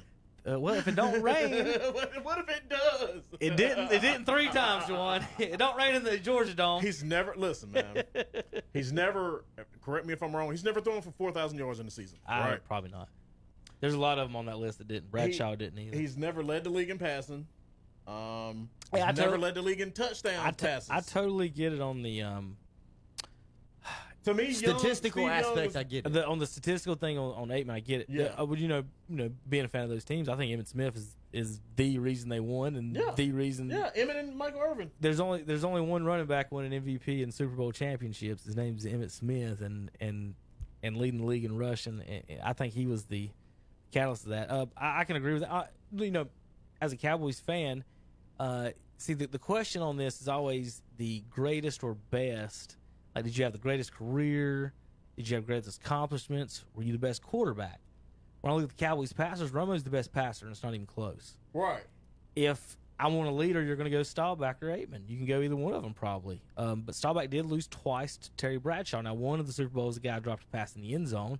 And the other one, I don't think that if it wasn't for the Immaculate Reception, they wouldn't even been there. Right. But, so you... Oh, yeah. Speaking of that, just let the folks out there... I'm keying to Jack Tatum. The person going to say Franco Harris. Nah. Tatum's from here, right? Yeah. He's the one from here. My Jack Tatum's mother and my grandma are sisters. Awesome. We're sisters. Okay. Yeah. Yeah, I mentioned that a couple weeks ago. The guys didn't know that Tatum was from around here. Yeah. Yep. So you're not related to Russell Wilson, Juwan Wilson, but you are related to Jack Tatum. Yes, sir. But what that was the point I was making on those. Like, Well, we could make this argument then, though, too. If you're going to put Aikman on there and he doesn't have all the statistical accolades, but he's got the rings, you would have to put Eli. Well, that's another one. Then we got Marino. He ain't got none. He ain't got none, but he's got all the statistical accolades. If Brady is the GOAT, what is the guy who beat him twice in the Super Bowl? Is he the demigod? Is he in the Hall of Famer? Is Eli Manning in the Hall of Famer? I think he is. I don't see why he wouldn't be. He's 500 all-time win-loss. 500 all-time win-loss. Yeah. He's also led the league a couple times in interceptions. Several times. And that's the thing. He's also got 2 Super Bowls. Only teams to beat the New England Patriots in the Super Bowl this decade. Which is more impressive? Right. which is more impressive? Eli's Super Bowl wins or Peyton's Super Bowl wins? Eli's. Peyton beat Rex Grossman and Cam Newton. Peyton Eli has beat Tom Brady and a twice. half Super Bowl wins. Beat Tom Brady twice. His second Super Bowl, he did nothing for that Super He Bowl. was the winning He won the quarterback. game. He won the game. He won the game. Somebody had to hand off Miller. to one. That's why Von Miller was the MVP. Yeah, but somebody had to score points. But Peyton, listen, I'm not a Peyton Manning fan.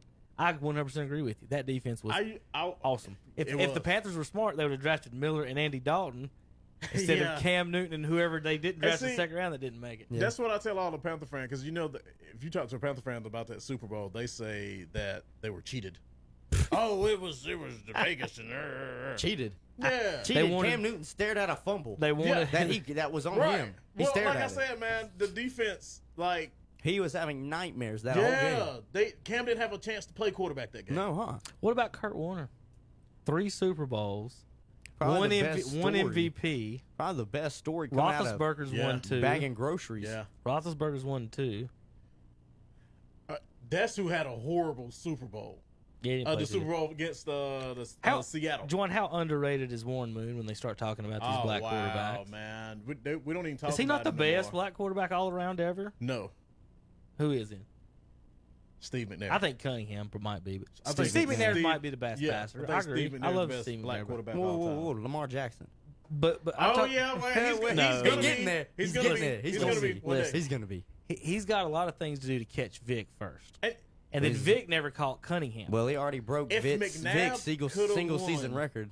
McNabb would have had an Super argument Bowl. if he could have pulled it off. If he wins the Him Super and Bowl, McNabb and Warren Moon are almost the exact same player to McNabb me. just had the unfortunate. McNabb had the Are they unfortunate not pretty thing much of the same player? McNabb and Moon?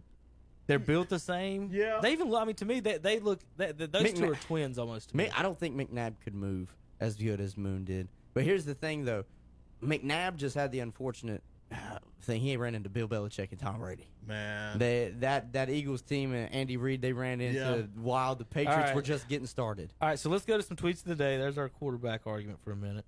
So round this up. So who was the one you would have put on there? He said Favre. Favre. You said Favre. still on Favre or Favre? Young. Favre or Steve Young? Yeah. Okay. I'm not that big of a fan of either one of those guys, to tell you the truth.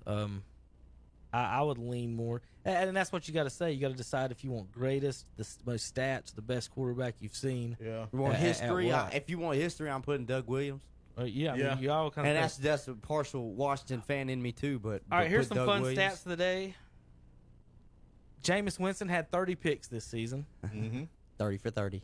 The Saints had 8 turnovers. 8 turnovers. The team. You ready for this? Team. Breeze had 4 picks, so he was half the turnovers. Teddy Bridgewater threw 2 picks. There's 6 of the 8 turnovers. Wow. Kamara fumbled once and Harris fumbled once. That's it. The Saints had 8 turnovers. Jameis had 30 picks. It's hard to beat a team that doesn't turn the ball over like that. 8 for the whole year. The whole year. The whole season, Juwan. That's crazy. And 6 of them were the quarterback throwing picks. They only fumbled. They lost 2 fumbles the whole season. I mean, if you have a running back to fumble once the whole year, that's great. All right, NFL team winning percentage this decade, Hunter. Number 1, Patriots. Who's number 2? Best winning percentage the last 10 years. Let's say Pittsburgh. They're 3rd. Oh, that's Saints. They're 5th. The Eagles. 10th. Dallas is 11th. All right, so we know it's not Dallas. Yeah. So hold on, let me. Dallas is the only team in the top 16 that has not made it a championship game in the decade. Okay, so wait, best winning percentage in Every the decade team was it in the Indianapolis? They are 12th. I was just say because Peyton was there for a long time, and they still won with luck. They're It 12th. is. I know who it is. It's They never. Green Bay. Yep. Yep. Green Bay. They have 10 wins every year if Aaron Rodgers is healthy. It's New England, Green Bay, Pittsburgh, Seattle, New Orleans, Baltimore, Kansas City, Falcons, Broncos, and Eagles. Dallas at 11, Panthers at 16, including all 16 teams. The Cowboys are the only top 16 team to not make a championship game. Hashtag Dez called it. Oh man. You know what, Kevin? Can I say this real quick ahead. too?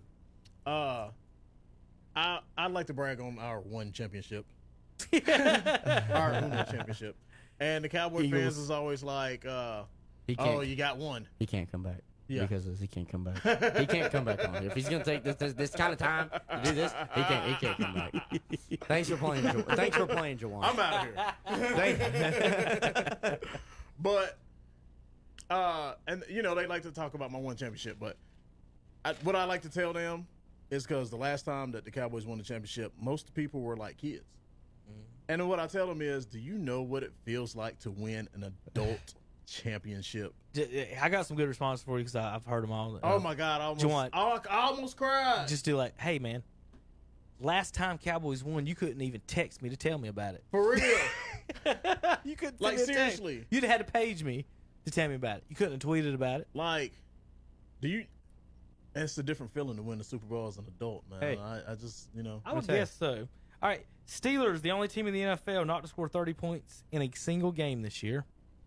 The first time they did it since 1971. We're just doing tweets. I'm just going through some tweets that I took screenshots. They were over. 8-8. I mean, I just found a tweet, and this is the headline. Seriously, this is the headline. Breaking news: cannabis, often referred to as marijuana, is a very popular drug. Really? That's the headline. That's the headline. That's an in-depth reporting. That's the headline. Interesting. That's big J journalism. At right there. 34 years Big old, J journalism. At 34 years old, the Redskins' Adrian Peterson had more yards this year than Todd Gurley and Le'Veon Bell. Really? 25 and 27.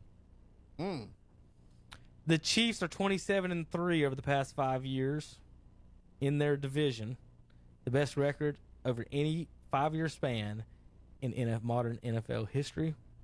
90% win rate against the AFC West. That was, on our and Saturday Terry morning says show. The Chiefs suck. Terry tried to tell me last year after picks against them he, every game. he told me last year, he said the Chiefs won't make the playoffs next year. And I told him, I said, Terry, I have the Chiefs winning the Super Bowl. Yeah. That's still my pick right now. Think they'll beat Baltimore? Right now.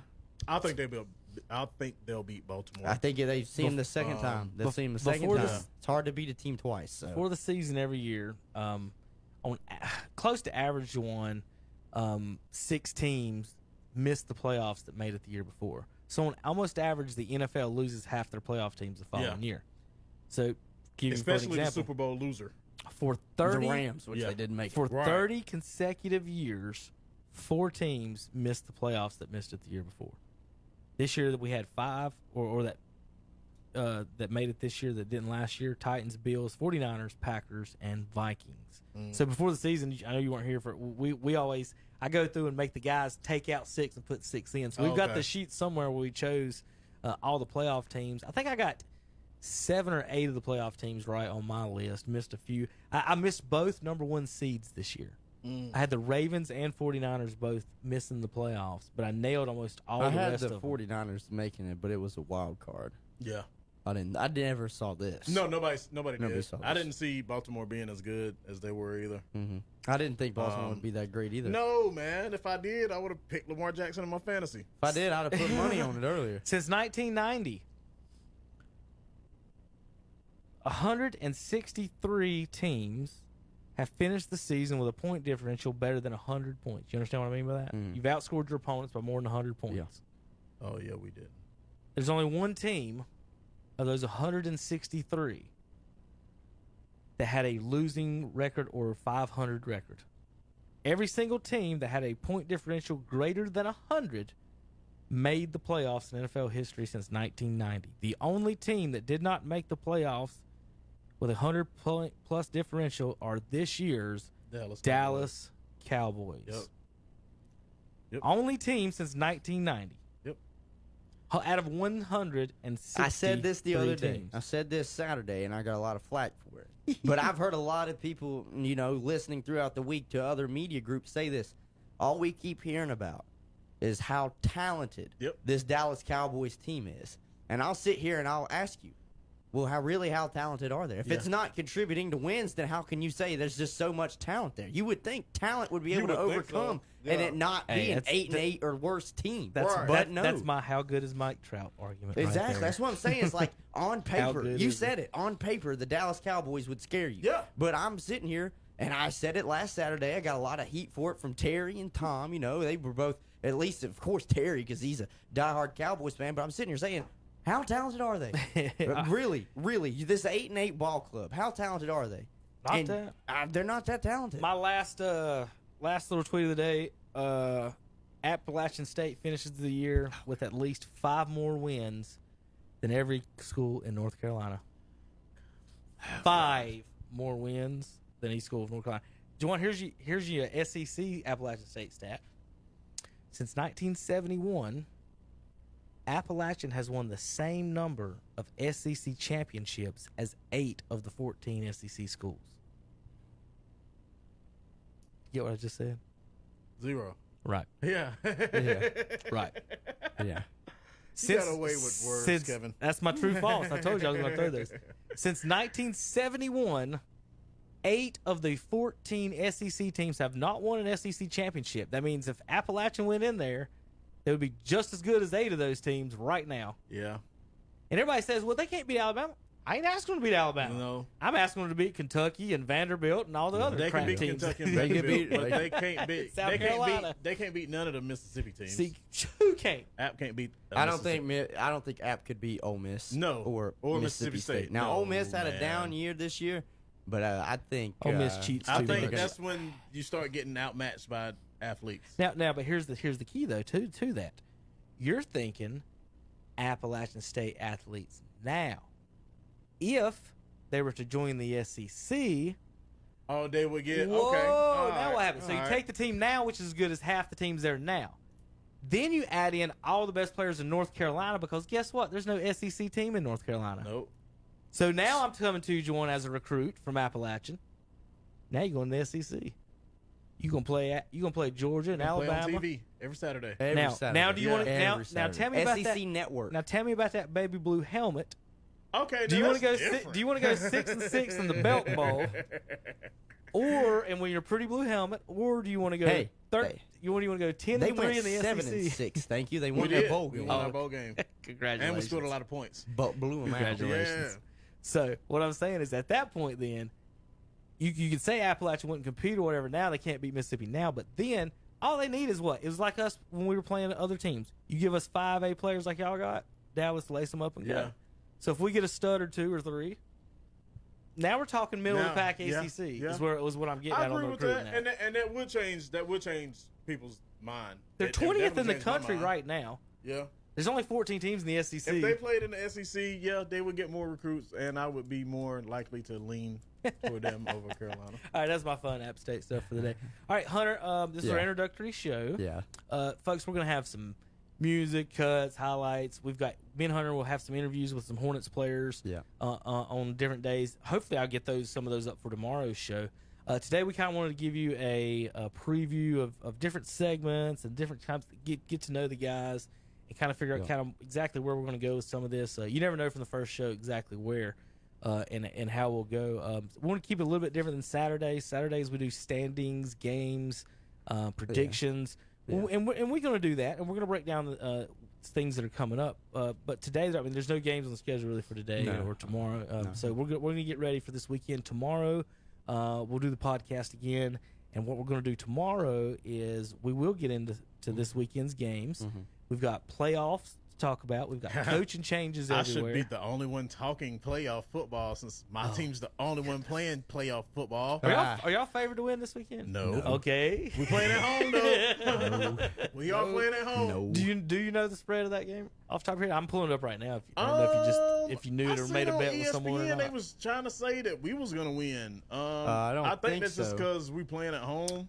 It's It's gonna be 44. That's good. The Seahawks are favored by 1.5. 1.5. So you're not favored at home. All right. No.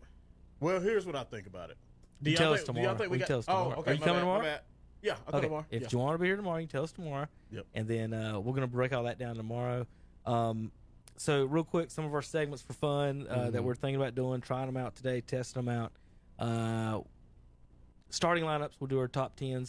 Starting lineups today. What I'm probably going to do is like give someone an assignment and be like, Hunter, give me the Braves start lineup, and then tomorrow we'll discuss during that segment. And then Juwan, give me your Eagles Mount Rushmore. Then we'll discuss that. And then we got a tweets of the day like we just went through. True, false, where I say ridiculous things like Juwan a minute ago about how App would be. No, my earlier question was if Chas. How about this?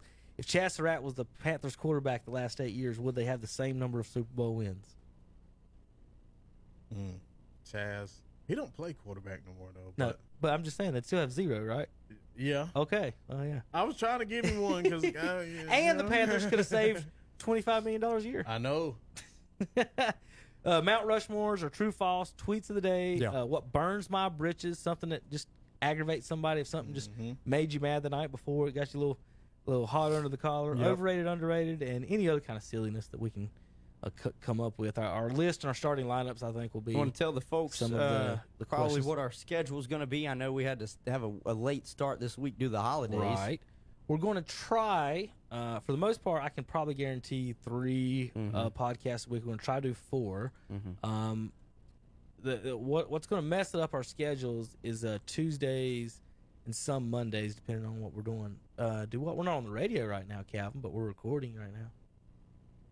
If you'll give me 2 minutes, we're back. We're wrapping up the show, and we're about to wrap it up. Real quick, what was I saying for? We're talking about just when we're going to have these come out. Yeah. Try to do them 3 times a week, hopefully 4. Mondays and Tuesdays will be a little iffy a lot of times. It just depends on what time we do it. Because of print dates with the WhatsApp shopper. And then on Fridays, we'll be in or out on them depending on if we have any games or we have to travel to for high school sports. So that's the plan. And then on Saturdays, we're going to keep doing what we normally do. For you folks watching on Facebook, we're going to we probably maybe try to keep it up here on Facebook. We're trying to see what they'll kick us off of for. So we're gonna test our boundaries, see what they like, don't like, and there's a lot of rules and non-rules that these things. I think I said 2 cuss words today too. But it's on the internet, we FCC's can say not. On the internet, you're good with that. So if we're on the radio, you can't cuss. It wasn't bad ones though. No, but if you're on the internet, you can say what you want. You have somebody comment and tell you how bad a person you are for cursing on their Facebook page. Yeah, but those are keyboard warriors. Yeah. Hunter, you got any other comments or this year, actually. announcements? You got any other thoughts or comments or announcements on what we're going to do going forward? The thing with Juwan, we're trying to get him to do a intro song for us. So, folks, we're going to work on some intro song like our Friday Night Lights. We've got that one already uploaded on our podcast. If you want to go listen to Juwan. Wonderful, wonderful song. Get you pumped for some Friday Night Football. Listen to that. It's listed as 1G Win Friday Night Lights on Spotify and iTunes. You can get them on both of ours on there. Our web page, our podcast page is on anchor.fm. Search KTC Broadcasting. We'll send the links out on our Twitters, our Facebooks, and everything else as we wrap up the show. Hunter? Yeah. Anything that I'm forgetting? Yeah, anything we're forgetting. We don't have it lined up exactly how we're going to end our shows every day and all that. No, we're working on it. Working on it.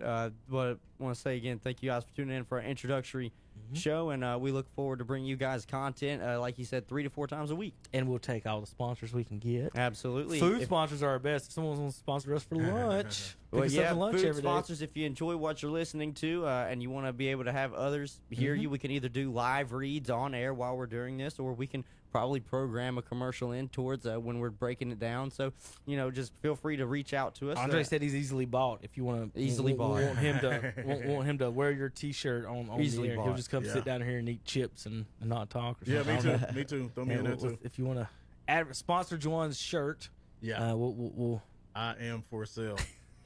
.com. All right, folks. We're gonna wrap it up. I guess we've had a good first show. Hopefully, introduced ourselves a little bit. Let you guys go back and we were kind of all over the place, but hopefully we'll have structure in. Hopefully, Hunter, in 10 years, when we're all sitting here again with commas in our bank accounts, 2 commas in our bank accounts, that'd be awesome. Talking to you guys across the national TV and. Yeah. People will know who Hunter is. That's exactly man. Yeah, man. Look at that. Who'd have thought? All right, folks. Thanks for listening and watching. This may be a little awkward as we wrap it up, how we're going to do it, but I'm going to do my best. We'll play a little out music from our Saturday morning show. But thanks for listening on KTCBroadcasting.com, WhatsApp Shopper, YouTube, and more.